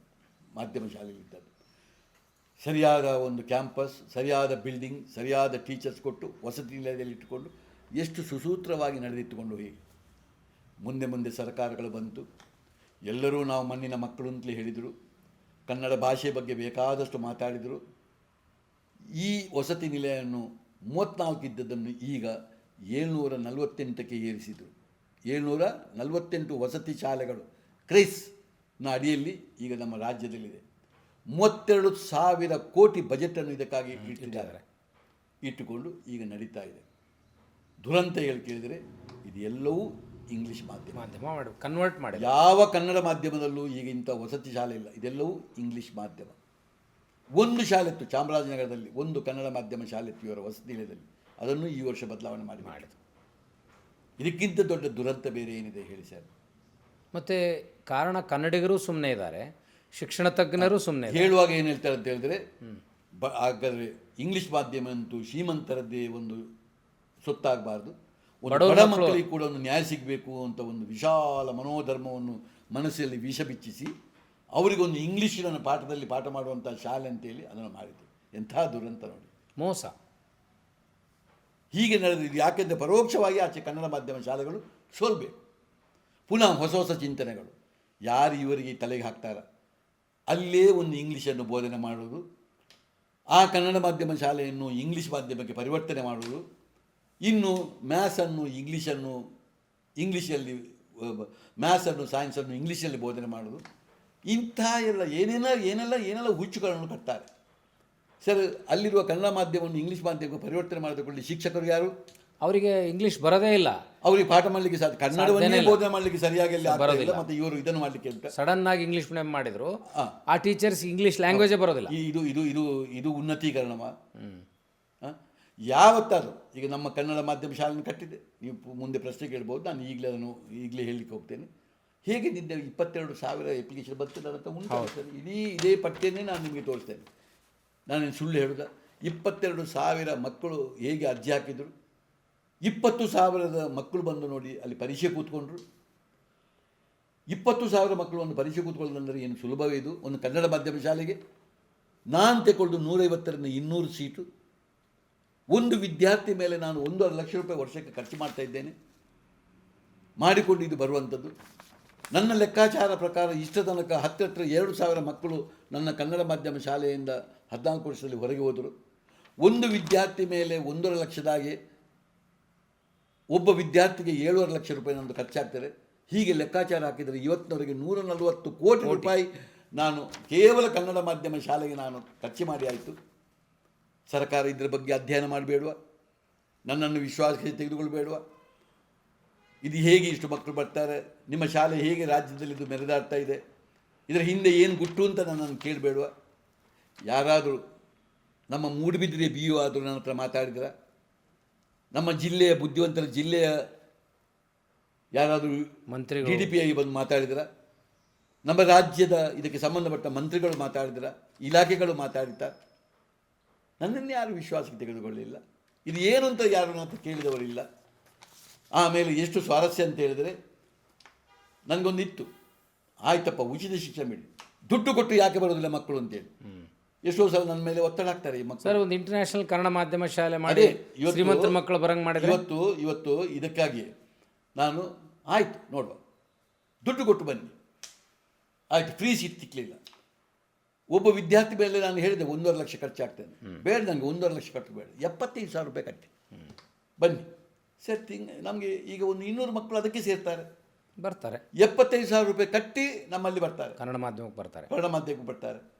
ಇದು ವಸತಿ ನಿಲಯ, ಇದು ಸಹ ಬರ್ತಾರೆ. ನಾನು ಸರ್ಕಾರದಲ್ಲಿ ಇವತ್ತು ಹೇಳೋದು ಇಷ್ಟೇ ಸರ್, 848 ಇವತ್ತು ವಸತಿ ನಿಲಯದ ಶಾಲೆ, ಕ್ರಿಸ್ ಶಾಲೆ ಉಂಟಲ್ಲ ಸರ್, ಎಲ್ಲ ಇಂಗ್ಲೀಷ್ ಮಾಧ್ಯಮದಲ್ಲಿ ಮಾಡಿದಾರಲ್ಲ, ನನಗೊಂದು ಅವಕಾಶ ಕೊಡಿ, ದತ್ತು ತಗೊಳ್ಳೋಕ್ಕೆ ನನಗೊಂದು ಅವಕಾಶ ಕೊಡಿ, ನನಗೂ ಇಂಥ ಒಂದು ಪರ್ಮಿಷನ್ ಕೊಡಿ. ನಿಮ್ಮ ಈ ಶಾಲೆಗಳೊಟ್ಟಿಗೆ ನನ್ನ ಆಳ್ವಾಸ್ ಕನ್ನಡ ಮಾಧ್ಯಮ ಶಾಲೆಯನ್ನು ಅದಕ್ಕೆ ಹಾಕಿ, ನಾನು ಇಂಗ್ಲೀಷ್ನಲ್ಲಿ ಪಾಠ ಮಾಡೋದಿಲ್ಲ, ಕನ್ನಡದಲ್ಲೇ ಮಾಡ್ತೇನೆ. ನನಗೊಂದು ಇಷ್ಟು ಒಂದು 200, 300, 500, 1000, 5,000 ಮಕ್ಕಳು ಕೊಡಿ. ಅವರಿಗೀಗ ಒಂದು ವಿದ್ಯಾರ್ಥಿ ಮೇಲೆ 2,20,000 ರೂಪಾಯಿ ಖರ್ಚು ಮಾಡ್ತಾರೆ ಅವರು, ಒಂದು ವಿದ್ಯಾರ್ಥಿ ಮೇಲೆ ಅವರ ಲೆಕ್ಕಾಚಾರದಾಗೆ. ನನಗೆ ಅಷ್ಟು ಬೇಡ, ಒಂದು ವಿದ್ಯಾರ್ಥಿ ಮೇಲೆ 1 ಲಕ್ಷ ಕೊಡಿ, ವರ್ಷಕ್ಕೆ 1 ಲಕ್ಷ ಕೊಡಿ, ನಾನು ನಿಭಾಯಿಸ್ತೇನೆ. 1,000 ಮಕ್ಕಳು ಬೇಕಾ ಕೊಡಿ ನನಗೆ. ನಾನು 5,000 ಮಕ್ಕಳಿರುವಂಥ ಕನ್ನಡ ಮಾಧ್ಯಮ ಶಾಲೆ ಮೂಡುಬಿದ್ರೆಯಲ್ಲೇ ಮಾಡ್ತೇನೆ, ನಾನು ರೆಡಿ ಇದ್ದೇನೆ. ಕೊಡಿ ನನಗೆ, ನಾನು ಕೇಳ್ತಾ ಇದ್ದೇನೆ. ನಾನು ಪ್ರಯೋಗ ಮಾಡಿ. ಇದು ಸರ್ಕಾರಕ್ಕಾಯಿತು ಅಷ್ಟೇ ಅಲ್ಲ, ನಮ್ಮ ರಾಜ್ಯದಲ್ಲಿ ಎಂಥ ಕುಲಗಳಿದೆ ಹೇಳಿ, ಬೇಕಾದಷ್ಟು ಇಲ್ಲಿ ಇಂಡಸ್ಟ್ರಿಗಳಿದೆ. ಎಂತೆಂಥ ವರ್ಷದ ವಾರ್ಷಿಕವಾದ ಉತ್ಪತ್ತಿಯನ್ನು 5,000 ಕೋಟಿ 10,000 ಕೋಟಿ ಅಂತೇಳಿ ಲಾಭಾಂಶವನ್ನು ಹೇಳ್ತಾರೆ. ಅವರು ನಾನು ಕೇಳೋದು, ಈ ರಾಜ್ಯದ ಮಣ್ಣಿನ ನಿಮಗೆ ಋಣ ಇಲ್ವಾ? ನಮ್ಮ ಭಾಷೆಯ ಋಣ ಇಲ್ವಾ? ನಿಮಗೆ ಮಾಡಲಿಕ್ಕೆ ಇಲ್ಲಿ ಅದು ಕಷ್ಟ, ನೀವು ಮಾಡಲಿಕ್ಕೆ ಹೇಳ್ತೀರಿ ನಮ್ಮ ಹತ್ರ. ನೀವು ಹೇಳಿದ ಜಾಗವನ್ನು ನೀವು ಕಟ್ಟಿಕೊಡಿ, ನಿಮ್ಮ ಹೆಸರಿನಲ್ಲಿ ನಾನು ಕನ್ನಡ ಮಾಧ್ಯಮ ಶಾಲೆಯನ್ನು ನಿಮ್ಮ ಊರಲ್ಲಿ ನೀವು ಹೇಳಿದ ಜಾಗದಲ್ಲಿ ರನ್ ಮಾಡಲಿಕ್ಕೆ ತಯಾರಿದ್ದೇನೆ. CSR fund. ಒಂದು ವೇಳೆ ಅದು ಅಲ್ಲ ಇದ್ದರೆ ನನಗೆ ಒಂದು ಕರಾರುವಕ್ಕಾಗಿ ನೀವು ನಮ್ಮ ಎಗ್ರಿಮೆಂಟ್ ಮಾಡಿಕೊಳ್ಳುವ.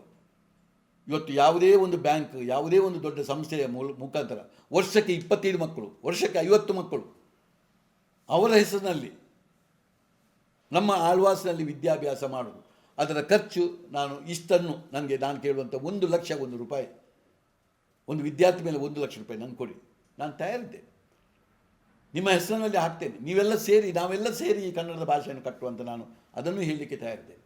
ಇದರೊಟ್ಟಿಗೆ ಕೊನೆಗೆ ನಾನು ಹೇಳುವುದಿಷ್ಟೇ, ಬೇಕಾದಷ್ಟು ವಿದ್ಯಾಸಂಸ್ಥೆಯನ್ನು ಮುನ್ನಡೆಸಿಕೊಂಡವರು ಬೇಕಾದಷ್ಟು ನಮ್ಮ ರಾಜ್ಯದಲ್ಲಿದ್ದಾರೆ. ಅವರಿಗೂ ಕೈ ಮುಗಿದು ಬೇಡುವುದು ಇಷ್ಟೇ, ಕಟ್ಟಿ. ಎಂಥ deemed university, autonomous university, private university ಏನು ಬೇಕಾದರೂ ಕಟ್ಟಿ. ಕ್ಯಾಂಪಸ್ನಲ್ಲಿ ಎಷ್ಟು ಬೇಕಾದರೂ ವಿದ್ಯಾರ್ಥಿಗಳಿರಲಿ, ಒಂದು ಕನ್ನಡ ಮಾಧ್ಯಮ ಶಾಲೆಯ ಒಂದೊಂದು ಸಣ್ಣ ಸಣ್ಣ 150, 200, 300 ಮಕ್ಕಳ ಒಂದೊಂದು ಶಾಲೆಯಲ್ಲಿ ಕಟ್ಟಿಕೊಳ್ಳಿ. ಅದನ್ನು ಹೇಗೆ ನೀವು CBSE, ICSE ಶಾಲೆಗಳನ್ನು ಕಟ್ತಾ ಇದ್ದೀರಾ, ಅದೇ ರೀತಿ ಕನ್ನಡ ಮಾಧ್ಯಮ ಶಾಲೆಯನ್ನು ಕಟ್ಟಿ. ಹೀಗೆಲ್ಲ ಕಟ್ಟಿದರೆ ನಮ್ಮ ಕನ್ನಡ ಮಾಧ್ಯಮ ಎಂದೂ ಈ ರಾಜ್ಯದಲ್ಲಿ ಸೋಲಲಿಕ್ಕೆ ಸಾಧ್ಯವೇ ಇಲ್ಲ. ಇನ್ನೂ ಮುಂದುವರೆದ ಭಾಗವಾಗಿ ಹೇಳ್ತೇನೆ ಸರ್, ನಮ್ಮಲ್ಲಿ ಸೇರಿದಂಥ ವಿದ್ಯಾರ್ಥಿಗಳಿಗೆ 6ನೇ 7ನೇ 8ನೇ 9ನೇ 10ನೇ ತರಗತಿಯಲ್ಲಿ ನಾವೊಂದು ಫೌಂಡೇಶನ್ ಕೋರ್ಸ್ ಮಾಡ್ತೇವೆ. ಈ NCERT ಸಿಲೆಬಸ್ ಅಲ್ಲದೆ ಮುಂದೆ ಕಾಂಪಿಟೇಟಿವ್ ಎಕ್ಸಾಮಿಗೆ ಕೂತ್ಕೊಳ್ಳಲಿಕ್ಕೆ 6, 7, 8, 9, 10ರಲ್ಲಿ IIT ಕೋಚಿಂಗನ್ನು ನಾವು ಮಾಡ್ತೇವೆ. ಮಾಡುವಾಗ ಎಲ್ಲ ಮಕ್ಕಳನ್ನಲ್ಲ, ಎಕ್ಸಾಮ್ ಮಾಡಿ ಸೆಗ್ರಿಗೇಟ್ ಮಾಡಿ ಯಾರಿಗೆ ಸಾಮರ್ಥ್ಯ ಇದೆ ಅಂಥ ಮಕ್ಕಳನ್ನು ಬೇರ್ಪಡಿಸ್ತೇವೆ. ತಂದೆ ತಾಯಿಗಳು ಕೂಡ ಒಪ್ಪಿಗೆ ಕೊಡಬೇಕು. ಯಾಕಂದರೆ ಇದು ಹೆಚ್ಚುವರಿಯಾಗಿ ಕಲಿಸೋದು ನಾವು. NCERT ಸಿಲೆಬಸ್ ಜೊತೆ ಬೆಳಿಗ್ಗೆ ಮತ್ತು ಸಂಜೆ ಹೆಚ್ಚುವರಿಯಾಗಿ ಕ್ಲಾಸ್ ಮಾಡು ಅಂತ ತೆಕ್ಕೊಂಡು ಇವರನ್ನೆಲ್ಲರನ್ನು ಒಟ್ಟಿಗೆ ಇಟ್ಕೊಂಡು ನಾವು ಕ್ಲಾಸ್ ಮಾಡೋದು. ಅಲ್ಲಿ ಕನ್ನಡ ಮಾಧ್ಯಮ ಬೇರೆ, ಇಂಗ್ಲೀಷ್ ಮಾಧ್ಯಮ ಬೇರೆ, CBSE ಬೇರೆ, ICSE ಬೇರೆ, ಒಟ್ಟಿಗೆ ಇಟ್ಕೊಂಡು ನಾವು ಕ್ಲಾಸ್ ಮಾಡೋದು. ಹೀಗೆ ಮಾಡುವಾಗ ಅಲ್ಲಿ ಎಷ್ಟು ಆಶ್ಚರ್ಯ ಅಂತ ಹೇಳಿದ್ರೆ, ಒಂದು 15 ದಿನಕ್ಕೊಮ್ಮೆ ಎಕ್ಸಾಮಲ್ಲಿ ನಡೀತದೆ, ಆ ಪೂರಕ ಎಕ್ಸಾಮ್ ರಿಸಲ್ಟ್ ಬರ್ತದೆ. ಬರುವಾಗ ಸರ್ ನಿಮಗೆ ಆಶ್ಚರ್ಯ, ನನ್ನ ಹತ್ರ ದಾಖಲೆ ಇದೆ, ನೀವು ಬಂದು ನನ್ನ ಪರೀಕ್ಷೆ ಮಾಡಿ. ನಾನು ಸುಮ್ಮನೆ ಅದನ್ನು ಔಪಚಾರಿಕವಾಗಿ ಹೇಳೋದಲ್ಲ. ಅಲ್ಲಿ ನೋಡಿದರೆ ನಿಜವಾಗಿ ಫಸ್ಟ್, ಸೆಕೆಂಡ್, ಥರ್ಡ್ ಬರಬೇಕು ಯಾರು? CBSE ಅವರು, ICSE ಅವರು, ಇಂಗ್ಲೀಷ್ ಮಾಧ್ಯಮದವರು ಬರಬೇಕು. ಆದರೆ ಅಲ್ಲಿ ಬರೋದು ಕನ್ನಡ ಮಾಧ್ಯಮಗಳು. 6ನೇ 7ನೇ 8ನೇ 9ನೇ 10ರಲ್ಲಿ ಫಸ್ಟ್ 8, 10 ರ್ಯಾಂಕ್ನವರೆಗೆ ಇವರೇ ಕನ್ನಡ ಮಾಧ್ಯಮಗಳು. ಆಮೇಲೆ ಅವರು ಶುರುವಾಗೋದು. ಹಾಗಾದರೆ ಭಾಷೆಯಲ್ಲಿ ಸೋಲ್ತದೆ ಸರ್? ಭಾಷೆ ಸೋಲ್ತಲ್ಲ. ಭಾಷೆ ಸೋಲುವುದಾದರೆ ಇವತ್ತು ಚೀನಾ ಜಾಗತಿಕ ಮಟ್ಟದಲ್ಲಿ ಹೀಗಿರಲಿಕ್ಕೆ ಸಾಧ್ಯ ಉಂಟ? ಜಪಾನ್ ಹೀಗಿರಲಿಕ್ಕೆ ಸಾಧ್ಯ ಉಂಟ? ಸೌತ್ ಕೊರಿಯಾ, ಎಲ್ಲಿ ಸಹ, ಜರ್ಮನಿ. ಅದಕ್ಕಾಗಿ ಸುಮ್ಮನೆ ಸರ್ಕಾರ ಚರ್ಚೆಗಾಗಿ ನಾನು ಮಾತಾಡೋದಲ್ಲ.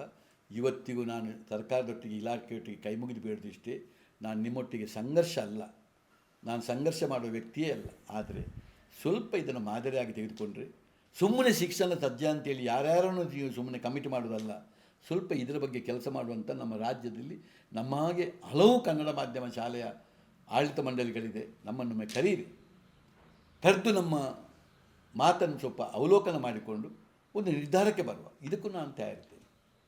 ಈಗ ನಿಮ್ಮ ಕನ್ನಡ ಮಾಧ್ಯಮ ಶಾಲೆ ಈಗ ನೋಡಿ ಚಾರಿಟಿ ಆಯ್ತದು. ಈಗ ನೋಡಿ ಸುರೇಶ್ ಕುಮಾರ್, ನಮ್ಮ ಹಿಂದಿನ ಶಿಕ್ಷಣ ಮಂತ್ರಿಯವರು ನೋಡಿ, ಈಗ ಬೆಳಿಗ್ಗೆ ಮಾತಾಡಿದರು, ಏನು ಹಬ್ಬಬ್ಬಬ್ಬ ಆಳ್ವರೆ, ನಿಮ್ಮಲ್ಲಿರುವ 150-200 ಸೀಟಿಗೆ ಒಂದು 22,000 ಮಕ್ಕಳು ಅರ್ಜಿ ಹಾಕಿ ಬಂದಿದ್ದಾರೆ, ಇದು ಏನಪ್ಪ? ನನಗೆ ಅದರ ಡಿಟೇಲ್ಗಳನ್ನೆಲ್ಲ ಕೊಡಿ ನೀವು. ಈಗಲೇ ನನಗೆ ನೀವು ಮೆಸೇಜ್ ಮಾಡಬೇಕು, ಎಷ್ಟು ಮಕ್ಕಳು ಅರ್ಜಿ ಹಾಕಿದ್ದಾರೆ, ಎಷ್ಟು ಮಕ್ಕಳು ಬಂದಿದ್ದಾರೆ, ಯಾವ್ಯಾವ ಜಿಲ್ಲೆಯ ಮಕ್ಕಳು, ನನಗೊಂದು ಲೆಕ್ಕಪತ್ರ ಕೊಡಿ, ನನಗೆ ಎಲ್ಲಿಯಾರು ಉಲ್ಲೇಖ ಮಾಡಲಿಕ್ಕೆ ಆಗ್ತದೆ ಅಂತ ಹೇಳಿದ್ರು. ನಾನು ಧನ್ಯ ಅಂತ ಆಯಿತು. ಆಗಲಿ, ಅಷ್ಟಕ್ಕೆ ಬಿಡಬಾರ್ದಲ್ಲ ಸರ್, ಅಷ್ಟಕ್ಕೆ ಬಿಡಬಾರ್ದು, ಬರೀ ಧನ್ಯ ಆಗಬಾರ್ದು, ಅಲ್ಲ ಅದನ್ನು ಬಳಸ್ಕೋಬೇಕಲ್ಲ. ಅವ್ರಿಗೂ ಅವ್ರ ಕೇಂದ್ರ ಸರ್ಕಾರ ಇದೆ, ಅಷ್ಟಾದ್ರೂ ಅವರ ಪಕ್ಷ ಕೇಂದ್ರ ಸರ್ಕಾರದಲ್ಲಿದೆ, ಅಷ್ಟಾದರೂ ಕೇಳಿದ್ರಲ್ಲ ಅವರು, ನನಗೊಂದು ಸಂತೋಷವಾಯಿತು. ಇದನ್ನು ನಿಜವಾಗಿ ಯಾರು ಕೇಳಬೇಕು? ಎಲ್ಲರೂ ಕೇಳಬೇಕು, ಅಧಿಕಾರದಲ್ಲಿರೋರು ಎಲ್ಲರೂ ಕೇಳಬೇಕು. ಅದೇ ಇದು ನಮ್ಮ ಒಂದು ಅವಸ್ಥೆ. ಹೇಳಿ ಸರ್, ಈ ಎಲ್ಲ ಆಯಾಮದ ಜೊತೆಗೆ ಒಂದು ತುಳುನಾಡಿನ ಸಂಸ್ಕೃತಿ ಇದೆಯಲ್ಲ, ಅದಕ್ಕೊಂದು ಘನತೆ ಹಿನ್ನೆಲೆ ಇತ್ತು ಯಕ್ಷಗಾನದಿಂದ ಹಿಡಿದು ಪ್ರತಿಯೊಂದು ಕ್ಷೇತ್ರದಲ್ಲಿ. ಆದರೆ ಅದು ಕರಾವಳಿ ಪ್ರದೇಶ ಬೇರೆ ಬೇರೆ ವಾಸನೆಯನ್ನು ಪಡೀಲಿಕ್ಕೆ ಕಾರಣ ಏನಾಯಿತು? ಒಂದು ಸೆಕ್ಯುಲರ್ ಸಂಸ್ಕೃತಿ ಮಾಯ ಆಯಿತು ಅನ್ನುವಂಥ ಭಯನೂ ಜನರಿಗೆ ಮೂಡ್ತಾ ಇದೆ. ಇಲ್ಲ ಸರ್, ನಾನು ಅದನ್ನು ಅಷ್ಟು ಸುಲಭದಲ್ಲಿ ಒಪ್ಪೋದಿಲ್ಲ. ಯಾಕಂತ ಹೇಳಿದ್ರೆ, ಈಗ ನಮ್ಮ ಭಾಷೆ ತುಳು ಭಾಷೆ ಅಂತ ಹೇಳಿ, ನಮ್ಮ ದಕ್ಷಿಣ ಜಿಲ್ಲೆಯಲ್ಲಿ ಇವತ್ತು ಇರುವ ಹಾಗೆ ತುಳು ಭಾಷೆ, ಬ್ಯಾರಿ ಭಾಷೆ, ಕೊಂಕಣಿ ಭಾಷೆ ಇದು ಭಾಳ ಪ್ರಮುಖವಾಗಿ ನಮ್ಮಲ್ಲಿರುವಂಥದ್ದು. ಅದರಲ್ಲೂ ತುಳು ಭಾಷೆ ಪಂಚದ್ರಾವಿಡ ಭಾಷೆಯಲ್ಲಿ ಒಂದು. ಇವತ್ತು ಪಂಚದ್ರಾವಿಡ ಭಾಷೆಯಲ್ಲಿರುವಂಥ ಭಾಷೆ ನಿಮಗೆ ಗೊತ್ತು, ಅದು ತಮಿಳ್ ಇರ್ಬೋದು, ತೆಲುಗು ಇರ್ಬೋದು, ಮಲಯಾಳಂ ಇರ್ಬೋದು, ಕನ್ನಡ ಇರ್ಬೋದು. ಇದರೊಟ್ಟಿಗೆ ನಮ್ಮ ತುಳು ಭಾಷೆ ಇದು ಪಂಚದ್ರಾವಿಡ ಭಾಷೆ. ಆದರೆ 4 ಭಾಷೆಗಳಿಗೆ ಬೇಕಾದಂಥ ರಾಜಾಶ್ರಯ ಸಿಕ್ಕಿತು, ಸರ್ಕಾರದ ಆಶ್ರಯಗಳು ಸಿಕ್ಕಿತು, ಅದು ಬೆಳೀತಾ ಬಂತು. ನಮ್ಮ ರಾಜ್ಯದಲ್ಲಿ ಕನ್ನಡ ಭಾಷೆಗೆ ರಾಜಾಶ್ರಯ ಸಿಕ್ಕಿತು, ಎಲ್ಲ ಬೆಳೆದು ಹೋಯಿತು. ಆದರೆ ಇದೇ ರಾಜ್ಯದಲ್ಲಿರುವಂಥ ಇನ್ನೊಂದು ದ್ರಾವಿಡ ಭಾಷೆ ತುಳು ಭಾಷೆಗೆ ಎಲ್ಲೂ ರಾಜಾಶ್ರಯ ಸಿಕ್ಕಲಿಲ್ಲ, ಮಾನ್ಯತೆ ಸಿಕ್ಕಲಿಲ್ಲ. ಅದು ಆಡು ಭಾಷೆಯಾಗಿ ಉಳಿಯಿತು. ಇವತ್ತಿಗೂ ನಮ್ಮ ತುಳು ಭಾಷೆ ಅದು 100ಕ್ಕೆ 100% ಇವತ್ತು ಆಡು ಭಾಷೆಯಾಗಿ ಮೆರೀತಾ ಇದೆ. ಇದು ಕೇವಲ ತುಳುವರು ಮಾತ್ರ ಅಲ್ಲ, ನಮ್ಮ ಜಿಲ್ಲೆಯಲ್ಲಿರುವ ಕೊಂಕಣಿಗರು ಇರ್ಬೋದು, ಬ್ಯಾರಿಗಳಿರ್ಬೋದು, ಪ್ರೊಟೆಸ್ಟೆಂಟ್ ಇರ್ಬೋದು, ಅವರೆಲ್ಲರೂ ಇವತ್ತು ತುಳು ಭಾಷೆಯನ್ನೇ ಅವರು ಮಾತಾಡೋದನ್ನು ನಾನು ನೋಡಿದ್ದೇನೆ ವ್ಯವಹಾರ ದೃಷ್ಟಿಯಲ್ಲಿ. ಹಾಗೆ ತುಳು ಭಾಷೆಯ ಗಟ್ಟಿತನ ಉಂಟು, ಅದು ಹೋಗಲಿಲ್ಲ. ಇನ್ನು ಅಲ್ಲಿರುವ ಸಂಸ್ಕೃತಿಗಳು ಬೇರೆ ಬೇರೆ, ಭಾಳ ಮುಖ್ಯವಾಗಿ ಯಕ್ಷಗಾನ, ಬಡತಿಟ್ಟು, ತೆಂಕುತಿಟ್ಟು ಇದು ಭಾಳ ಮುಖ್ಯವಾಗಿರುವಂಥದ್ದು. ಇದು ಈಗ ಹಿಂದಿಗಿಂತ ಸುಮ್ಮನೆ ಯಾರು ಗೊತ್ತಿಲ್ಲದೆ ಹೇಳ್ತಾರೆ ನಮ್ಮ ಅವನತಿಗೆ ಹೋಗ್ತಾ ಉಂಟು, ಯಕ್ಷಗಾನ ಇದು ಹೋಯ್ತು. ಇಲ್ಲ, ಸ್ವಲ್ಪ ಮೂಲಭೂತವಾದಂಥ ಕೆಲವು ತಪ್ಪಿ ಹೋಗಿರ್ಬೋದು. ಆದರೆ ಇವತ್ತಿನ ಕಾಲಕ್ಕೆ ಅನುಗುಣವಾಗಿ ಅದು ಅಪ್ಗ್ರೇಡ್ ಆಗಿದೆ. ಹಿಂದಿನ ಯಕ್ಷಗಾನವನ್ನು ಈಗಿನ ಯಕ್ಷಗಾನವನ್ನು ನಾನೊಬ್ಬ ಕಲಾವಿದನಾಗಿ ಅವಲೋಕನ ಮಾಡಿದರೂ ಕೂಡ ಅಜಗಜಾಂತರ ಡಿಫ್ರೆಂಟ್ ಆಗಿ ಇಷ್ಟು ಅಪ್ಗ್ರೇಡ್ ಆದಂಥ, ಇಷ್ಟು ವ್ಯಾಪಕವಾಗಿ ಜಿಲ್ಲೆಯಿಂದ ಅದು ರಾಜ್ಯದಿಂದ ದೇಶದಿಂದ ಜಾಗತಿಕ ಮಟ್ಟಕ್ಕೆ ಹೋದಂಥ ಒಂದು ಜಾನಪದದ ಕಲೆ ಇವತ್ತು ಬೇರೊಂದು ಕಲೆ ಖಂಡಿತ ಇಲ್ಲ. 100ಕ್ಕೆ 100 ಅವಲೋಕನ ಮಾಡಿದರೆ ಇವತ್ತು ಜಾನಪದದ ಕಲೆಯಲ್ಲಿ ಅಗ್ರಪಂಕ್ತಿಯಲ್ಲಿರುವಂಥ ಕಲೆ ಯಾವುದು ಕೇಳಿದರೆ ನಮ್ಮ ಯಕ್ಷಗಾನ. ಅದರಲ್ಲಿ ಭಾಳಷ್ಟು ಹೇಳಲಿಕ್ಕಿದೆ. ಅದು ಎಂದೂ ಇವತ್ತು ನಮ್ಮ ರಾಜ್ಯದ ಕಲೆಗಳನ್ನು ತೆಗೆದು ನೋಡಿ, ಇವತ್ತು ಅದರಾಗಿ ಇದ್ದಂಥ ಎಷ್ಟೋ ಜಾನಪದದ ಕಲೆಗಳಿದೆ, ಎಲ್ಲಿ ಉಳಿದಿದೆ? ಬಯಲಾಟ ಉಳಿಲಿಲ್ಲ, ಅದು ಯಾವುದೆಲ್ಲಿ ಅಥವಾ ಬೇರೆ ತುಂಬಗಳಿದೆ, ಯಾವುದು ಸುಗ್ಗಿ ಕುಣಿತ, ಇದು ಬೇಕಾದಷ್ಟು ಇದೆ. ಯಾವುದು ಉಳಿದಿದೆ? ಅದೆಲ್ಲ ಇವತ್ತು ಮೆರವಣಿಗೆಯಲ್ಲಿ ಉಳಿದದ್ದು. ಅದು ಇವತ್ತು ಮೆರವಣಿಗೆಯಲ್ಲಿ ಪರಿವರ್ತನೆ ಆಯಿತು. ಆದರೆ ಯಕ್ಷಗಾನ ಇವತ್ತು ಇಲ್ಲಿ ಹೋಯಿತು. ಆದ್ದರಿಂದ ಯಕ್ಷಗಾನ ನಮ್ಮ ಜಿಲ್ಲೆಯಲ್ಲಿ ಏನು ಸೋತು ಹೋಗಲಿಲ್ಲ, ಬೇಕಾದಷ್ಟು ನಡೀತಾ ಇದೆ, ಬೇಕಾದಷ್ಟು ಆಗ್ತಾಯಿದೆ, ಅದ್ಭುತಗಳು ಆಗಿದೆ, ಅದೇನು ತೊಂದರೆ ಇಲ್ಲ. ನಮ್ಮ ಮೂಲಭೂತವಾದಂಥ ಕೆಲವು ಭಾಳಷ್ಟು ಪಲ್ಲಟನ ಆಗ್ತಾ ಹೋಗುವಾಗ, ಕಾಲ ಬದಲಾವಣೆ ಆಗ್ತಾ ಹೋಗುವಾಗ ಕೆಲವು ಸೂಕ್ಷ್ಮ ವಿಚಾರಗಳಿಗೆ ಪೆಟ್ಟು ಬೀಳ್ತಿರ್ಬೋದು. ಆದರೆ ನಮ್ಮಲ್ಲಿರುವ ಆ ಸೊಬಗು ಇವತ್ತಿಗೂ ಇದೆ. ಮನಸ್ಥಿತಿ ಬದಲಾವಣೆ ಆಯ್ತಲ್ಲ ಸರ್? ಮನಸ್ಥಿತಿ ಆಗ್ತದೆ, ಅದನ್ನು ಹೇಗೆ ಅಷ್ಟು ಸುಲಭದಲ್ಲಿ ನಿಲ್ಲಕ್ಕೆ ಆಗೋದಿಲ್ಲ. ಇವತ್ತು ಇಡೀ ನೀವು ದ್ರಾವಿಡ ಸಂಸ್ಕೃತಿ ಬಗ್ಗೆ ಮಾತಾಡಿದ್ರಿ, ಆರ್ಯ ಸಂಸ್ಕೃತಿ ನುಸುಳೋದು ಅಪಾಯ ಅಲ್ಲ? ಹೌದು, ಬರ್ತದೆ, ಅದನ್ನು ಹೇಳಲಿಕ್ಕೆ ಆಗೋದಿಲ್ಲ. ಅದು ಯಾಕೆಂದರೆ ಈಗ ತುಂಬ ಅದರಲ್ಲಿ ಇನ್ಫ್ಲುಯೆನ್ಸ್ಗಳು ಬರ್ತದೆ. ಮತ್ತು ಅದು ಬರ್ತದೆ, ನಿಮ್ಮ ಮೂಲ ಅಸ್ಮಿತೆಗೆ ಧಕ್ಕೆ ತರ್ತದೆ. ದಕ್ಷಿಣ ಕನ್ನಡ ಜಿಲ್ಲೆಯವರು ಕೂಡ ಬೇರೆ ಬೇರೆ ಈಗ ಇಲ್ಲೇ ಬಂದು ನೆಲೆಸಿದ್ರು. ನಾನೀಗ ಇಲ್ಲಿ ಬಂದೆ, ಎಷ್ಟು ದಕ್ಷಿಣ ಜಿಲ್ಲೆಯವರು ಇಲ್ಲಿದ್ದಾರೆ ನೋಡಿ, ಉದ್ಯಮಿಗಳಾಗಿ ಬಂದಿದ್ದಾರೆ, 50, 60, 70 ವರ್ಷದಿದ್ದಾರೆ. ಹಾಗಾಗುವಾಗ ಭಾಷೆ, ಹಾಗೆ ಆಗುವಾಗ ಹಲವು ಸಂಸ್ಕೃತಿಗಳು ಇದೆಲ್ಲ ಇನ್ಫ್ಲುಯೆನ್ಸ್ ಆಗ್ತದೆ. ನಮ್ಮ ದಕ್ಷಿಣ ಜಿಲ್ಲೆಯಲ್ಲಿ ಅತಿ ಹೆಚ್ಚು ಜನಗಳು ನಾವು ಮುಂಬೈ ಅಂತ ಮಹಾನಗರಕ್ಕೆ, ಬೆಂಗಳೂರಂಥ ಮಹಾನಗರಕ್ಕೆ, ಪರದೇಶಗಳಿಗೆ ಬೇಕಾದಷ್ಟು ವಲಸೆ ಹೋದರಲ್ಲಿ ನಮ್ಮ ದಕ್ಷಿಣ ಕನ್ನಡ ಜಿಲ್ಲೆಯ ಬಹಳಷ್ಟು ಜನರು ಹೋಗಿದ್ದಾರೆ. ನಾವು ಹೋದದ್ದು ಎಷ್ಟು ವ್ಯಾಪಕವಾಗಿ ಹೋಗಿದೆ ನೋಡಿ. ಆಗಿರುವಾಗ ಈಗಿನ ಮಕ್ಕಳಿಗೆ, ಈಗಿನ ಪೀಳಿಗೆಗೆ ಭಾಳಷ್ಟು ಸಂಸ್ಕೃತಿಯ ಒಂದು ದಾಳಿ ಭಾಳಷ್ಟು ಆಗ್ತದೆ. ಇದು ನಮ್ಮ ಎಲ್ಲರಿಗೆ ಬಂದಾಗೆ ನಮಗೂ ಬಂದಿದೆ, ಅದರಲ್ಲಿ ಹೇಳಲಿಕ್ಕಿಲ್ಲ. ಅದು ಇಡೀ ಜಗತ್ತಿಗೆ ಬಂದ ಮಾರಕ ರೋಗ. ಆ ಜಗತ್ತಿನ ಮಾರಕ ರೋಗ ನಿಮಗೆ ಬಡಿಬಾರ್ದಾಗಿತ್ತು ಅಂತ ಹೇಳೋದು. ಬಂದಿದೆ, ಏನು ಮಾಡು ಸರ್, ಹೇಗೆ ನಿಲ್ಲಿಸಲಿಕ್ಕೆ ಸಾಧ್ಯ? ಈ ಅನಾಹುತವನ್ನು ಈ ರೀತಿ ಬೆಂಕಿ ವ್ಯಾಪಕವಾಗಿ ಹೋಗುವಾಗ, ಅದಕ್ಕೆ ಬೇಕಾಗುವ ಪೂರಕವಾದಂಥ ಗಾಳಿ ಬೀಸ್ತಾ ಇರುವಾಗ ಅಲ್ಲಿ ಆ ಬೆಂಕಿಯನ್ನು ನಂದಿಸುವುದು ಅಷ್ಟು ಸುಲಭ ಅಲ್ಲ. ಹಾಗೆ ಆಗಿದೆ ಸರ್. ಕೊನೆಯದಾಗಿ ನಿಮ್ಮ ತುಳು ಸಂಸ್ಕೃತಿಯ ದೇವರುಗಳು, ಆರಾಧನೆ ಈಗ ಬೇರೆ ಬೇರೆ ಮಾಧ್ಯಮಗಳ ಮೂಲಕ ಮೇನ್ ಸ್ಟ್ರೀಮಿಗೆ ಬರ್ತಾ ಇದೆ. ಅಂದರೆ ನಾನು ಕಾಂತಾರದ ಕಾಂಟೆಕ್ಸ್ನಲ್ಲಿ ಹೇಳ್ತಾರೆ, ನೀವೆಲ್ಲ ಯಕ್ಷಗಾನದಲ್ಲಿ ಅಂತ ತೋರಿಸ್ತಿದ್ರಿ. ಆ ತುಳು ಸಂಸ್ಕೃತಿಯ ನಂಬಿಕೆ ಆಶಯ ಏನು? ಸರ್, ಇದು ಎಲ್ಲವೂ ನಮ್ಮ ಈಗ ಅದು ಜನಪದೀಯವಂತ ಚಿಂತನೆ, ದೈವ, ನಾಗಾರಾಧನೆ, ಇದೆಲ್ಲ ನಮ್ಮ ಜನಪದೀಯವಂತ ಚಿಂತನೆ. ಒಂದು ಶಾಸ್ತ್ರೀಯವಂತ ಚೌಕಟ್ಟಿದೆ, ಒಂದು ಜನಪದೀಯವಂತ ಚೌಕಟ್ಟಿದೆ. ಇದು ನಮ್ಮ ಜೀವನ ಪದ್ಧತಿಯಲ್ಲಿ ಇರ್ಬೋದು, ಅಥವಾ ಸಂಸ್ಕೃತಿಯಲ್ಲಿ ನಮ್ಮ ಇದರಲ್ಲಿ ಸಾಂಸ್ಕೃತಿಕದಲ್ಲಿ ಇರ್ಬೋದು, ಶಾಸ್ತ್ರೀಯ ಮತ್ತು ಜಾನಪದದ ಕಲೆಗಳು. ಅದೇ ರೀತಿ ನಮ್ಮ ಧಾರ್ಮಿಕ ಚಿಂತನೆಯಲ್ಲೂ ಒಂದು ಶಾಸ್ತ್ರೀಯ ಮತ್ತು ಜನಪದೀಯವಂತ ಚಿಂತನೆ ಇದೆ. ಶಾಸ್ತ್ರೀಯ ಚಿಂತನೆ ಅಂತ ಹೇಳಿದರೆ ಅದು ಸ್ವಲ್ಪ ಅದಕ್ಕೆ ಒಂದು ಬ್ರಾಹ್ಮಣ ಲೋಕ, ಅದಕ್ಕೆ ಒಂದು ಬೇರೆ ಒಂದು ಜನಾಂಗ ಇದೆ, ಅದಕ್ಕೊಂದು ಶಾಸ್ತ್ರೀಯ ಒಂದು ಚೌಕಟ್ಟಿದೆ. ಅಲ್ಲಿ ದೇವರುಗಳು, ಅದರಲ್ಲಿ ಬಹಳ ಮುಖ್ಯವಾಗಿ ಪ್ರಾರಂಭದಿಂದ ವಿಷ್ಣುವನ್ನು ಹಿಡ್ಕೊಂಡು ಆಮೇಲೆ ಈಶ್ವರ, ದುರ್ಗೆ, ಶ್ರೀರಾಮ, ಶ್ರೀಕೃಷ್ಣ, ಹೀಗೆ ಎಲ್ಲ ಗಣಪತಿ, ಹೀಗೆಲ್ಲ ಬಂದು ಒಂದು 3-4 ಸಾವಿರ 5 ಸಾವಿರ ವರ್ಷದ ಇತಿಹಾಸ ಇದೆ. ಇದೆಲ್ಲ ಶಾಸ್ತ್ರೀಯವಂತ ಚೌಕಟ್ಟು ಬಂದುಕೊಂಡು ಇರುವಂಥ ಒಂದು ಶಾಸ್ತ್ರೀಯ ಚಿಂತನೆ. ಇದು ಧಾರ್ಮಿಕ ಚಿಂತನೆ. ಮುಂದೆ ಬರುವಾಗ ಸ್ವಲ್ಪ ಒಂದು ರೀತಿಯಲ್ಲಿ ಬದಲಾವಣೆ ಹಾಕ್ಕೊಂಡು ಸ್ವಲ್ಪ ನಾವು ದಕ್ಷಿಣ ಕನ್ನಡ ಜಿಲ್ಲೆಯವರು ಸ್ವಲ್ಪ ಜನಪದೀಯವಾದಂಥ ಚಿಂತನೆಗೆ ನಾವು ಹೋದೆವು. ಅಂಥ ಜನಪದೀಯವಾದಂಥ ಚಿಂತನೆ ಬರುವಾಗ ದೈವಗಳು, ಕೆಲವರು ಅದನ್ನು ಭೂತ ಅಂತ ಹೇಳ್ತಾರೆ. ಭೂತ ಅಲ್ಲ, ಭೂತಾರಾಧನೆ ಅಲ್ಲ, ಅದು ದೈವಾರಾಧನೆ, ನಾಗಾರಾಧನೆ, ಇದೆಲ್ಲ ಬರ್ತದೆ. ಈ ದೈವಾರಾಧನೆ, ನಾಗಾರಾಧನೆ ಇದು ಜನಪದೀಯವಾದಂಥ ಒಂದು ಚಿಂತನೆ. ಅದಕ್ಕೆ ಯಾವ ಇವರೆಲ್ಲ ಶಾಸ್ತ್ರೀಯವಾದ ಚೌಕಟ್ಟು ಬೇಡ. ಈಗ ಇಲ್ಲಿ ಶಾಸ್ತ್ರೀಯವಾದ ಚೌಕಟ್ಟಿನಲ್ಲಿ ಒಂದು ಗಣಹೋಮ ಮಾಡಬೇಕಾದ್ರೆ ಅದಕ್ಕೆ ತುಂಬ ಕೆಲಸ ಇದೆ. ನಮ್ಮ ಜನಪದೀಯವಾದಂಥ ರೀತಿಯಲ್ಲಿ ನಾವು ಒಂದು ಗಣಹೋಮ ಮಾಡೋದಾದರೆ ನಮಗೆ ಏನಿಲ್ಲ, ನಮಗೆ ಭಾಳ ಸಿಂಪಲಾಗಿ. ಈಗ ಒಂದು ಗಣಪತಿಯನ್ನು ಒಬ್ಬರು ಶಾಸ್ತ್ರೀಯ ರೀತಿಯಲ್ಲಿ ಇದನ್ನು ಮಾಡಬೇಕಾದ್ರೆ ತುಂಬ ಕೆಲಸ ಖರ್ಚು ಮಾಡ್ತಾರೆ. ಆದರೆ ನಮಗೆ ಇಲ್ಲಿ ಬೇಕಾದ್ದು ಏನು ಕೇಳಿದ್ರೆ ಒಂದು ಬಾಳೆ ಎಲೆ, ಒಂದು ದಂಡು, ಒಂದು ಸೇರು ಅಕ್ಕಿ, ಒಂದು ಮುಗಡೆ ಇದ್ದಂಥ ಒಂದು ತೆಂಗಿನಕಾಯಿ, ಅದಕ್ಕೊಂದು 1 ರೂಪಾಯಿ ಇಟ್ಟುಕೊಂಡು, 5 ವೀಳ್ಯದೆಲೆ, ಒಂದು ಅಡಿಕೆಯನ್ನು ಇಟ್ಟುಕೊಂಡು ಅದನ್ನಿಟ್ಟು ಅದಕ್ಕೊಂದು ಬಾಳೆಕಾಯಿಯನ್ನು ಇಟ್ಟುಕೊಂಡು ನಾವು ದೇವರಲ್ಲಿ ದೀಪ ಹೊತ್ತಿಸಿ ಪ್ರಾರ್ಥನೆ ಮಾಡ್ತೇವೆ. ಗಣಪತಿ ದೇವರೇ, ನಿಮ್ಮ ಸಂಪೂರ್ಣ ಅನುಗ್ರಹ ನಮಗೆ. ಇದು ನಮ್ಮ ಜನಪದೀಯವಾದ ಚಿಂತನೆ. ಇದೊಂದು 5 ನಿಮಿಷದಲ್ಲಿ ನಮಗೆ ಮಾಡಲಿಕ್ಕೆ ಆಗ್ತದೆ. ಆದರೆ ಇದನ್ನೇ ನಾವು ಶಾಸ್ತ್ರೀಯ ಚೌಕಟ್ಟಿನಲ್ಲಿ ಮಾಡಬೇಕಾದ್ರೆ, ಗಣಹೋಮ ಮಾಡಬೇಕಾದ್ರೆ ಅದನ್ನು 3 ಗಂಟೆ ಕೆಲಸ ಉಂಟು. ಅದಕ್ಕೆ ಬೇರೆ ಸೂತ್ರ ಉಂಟು ಅದಕ್ಕೆ. ಇದು ನಮ್ಮದು ಜನಪದೀಯ ಮತ್ತು ಶಾಸ್ತ್ರೀಯ ಚಿಂತನೆ. ಹೀಗಿರುವಾಗ ನಮ್ಮ ದೈವಾರಾಧನೆ ಮತ್ತು ನಾಗಾರಾಧನೆ ಹಿಂದೆ ಇರೋದು ನಂಬುಗೆ, ಶ್ರದ್ಧೆ, ಭಕ್ತಿ. ಇದರಲ್ಲಿ ಮೂಢನಂಬಿಕೆ, ಹಾಗೆ ಆ ನಂಬಿಕೆ ಈ ನಂಬಿಕೆ ಅಂತೇಳಿ ಹೇಳೋದಲ್ಲ. ವೈಜ್ಞಾನಿಕನೂ ಅಲ್ಲ, ವೈಜ್ಞಾನಿಕವೂ ಅಲ್ಲ. ವೈಜ್ಞಾನಿಕ ಇದೆಲ್ಲ 300-400 ವರ್ಷದ ಇತಿಹಾಸ. ಎಲ್ಲ ದೈವಗಳನ್ನು ತೆಗೆದು ನೋಡಿಕೊಂಡ್ರೆ ಇದರಲ್ಲಿ ರಾಜನ ದೈವ ಇದೆ, ಸಾರಮಾನಿ ದೈವ ಇದೆ. ಇದೆಲ್ಲವೂ ಕೂಡ ಏನು ಕೇಳಿದರೆ ಇದೆಲ್ಲವೂ 400-500 ವರ್ಷದ ಇತಿಹಾಸ. ಇದಕ್ಕೆಲ್ಲ ಇರುವುದು ಏನು ಕೇಳಿದರೆ ನಂಬುಗೆ, ಶ್ರದ್ಧೆ, ಭಕ್ತಿ. ಈ 3 ಭಾಳ ಪ್ರಮುಖವಾದಂಥ ಅಸ್ತ್ರ. ಇದು ಪ್ರಮುಖವಾದ ಅಸ್ತ್ರ. ಅಲ್ಲಿ ಶೋಷಣೆ ಇಲ್ಲ ಅಂತೀರಿ? ಶೋಷಣೆ ಇರಬಾರ್ದು ಅಂತಲೇ ಅದು ಇರುವಂಥದ್ದು. ಆದರೆ ಅದರಲ್ಲಿ ಏನು ಕೇಳಿದರೆ ಕೆಲವು ಅದರ ಕೆಲಸಗಳನ್ನು ನಾವು ಸ್ವಲ್ಪ ಪಟ್ಟಿ ಮಾಡಿ ಡಿವೈಡ್ ಮಾಡಿದ್ದೇವೆ. ಹಾಗಿರುವ ಕೆಲವರಿಗೆ ಅದು ಶೋಷಣೆ ಅಂತಲೂ ಆಗ್ಬೋದು. ಅಂದರೆ ಅದನ್ನು ಮಾಡುವಾಗ ಅದರಲ್ಲಿ ಜೀಟಿಗೆ ಹಿಡಿಯುವವರು ಯಾರು, ಇದನ್ನು ಈ ಕೆಲಸ ಮಾಡುವವರು ಯಾರು ವಾಲಗವು ನುಗ್ಗಿಸಬೇಕು, ಯಾರು ಇದನ್ನು ಮಾಡಬೇಕು, ಒಂದು ಡಿವೈಡ್ ಮಾಡಿಕೊಂಡಿದ್ದೇವೆ ನಮ್ಮ ಊರಿನಲ್ಲೂ ಡಿವೈಡ್ ಮಾಡಿ. ಈಗ ಅದಕ್ಕೂ 100 ಕೋಟಿ ಬೆಲೆ ಬಂತು ಬಿಡ್ರಿ. ಹೌದು, ಸಿನಿಮಾದಲ್ಲಿ ಅದಕ್ಕೆ 100 ಕೋಟಿ ಬೆಲೆ ಬಂತು. ಈಗ ರೋಚಕತೆ, ಅದು ರೋಚಕತೆ. ಸಿನಿಮಾ ಬಂದು ಅದನ್ನು ರೋಚಕತೆ ಆಯಿತು. ಈಗಂತೂ ಅದು ಕಾಂತಾರ ಒಂದು ಜಾಗತಿಕ ಮಟ್ಟಕ್ಕೆ ಹೋಯಿತು, ದೈವವು ಕೂಡ ಜಾಗತಿಕ ಮಟ್ಟಕ್ಕೆ ಹೋಯಿತು. ನಮ್ಮ ಎಲ್ಲ ಅದರ ಹಿಂದಿರುವ ತಾತ್ಪರ್ಯವು ಜಾಗತಿಕ ಮಟ್ಟಕ್ಕೆ ಹೋಯ್ತು, ಈಗ ಚರ್ಚೆಗೆ ಬಂತು. ಇದು ಮೂಢನಂಬಿಕೆಯ ನಂಬಿಕೆಯ ಇದೆಲ್ಲ ಬರಲಿಕ್ಕೆ ಶುರುವಾಯಿತು.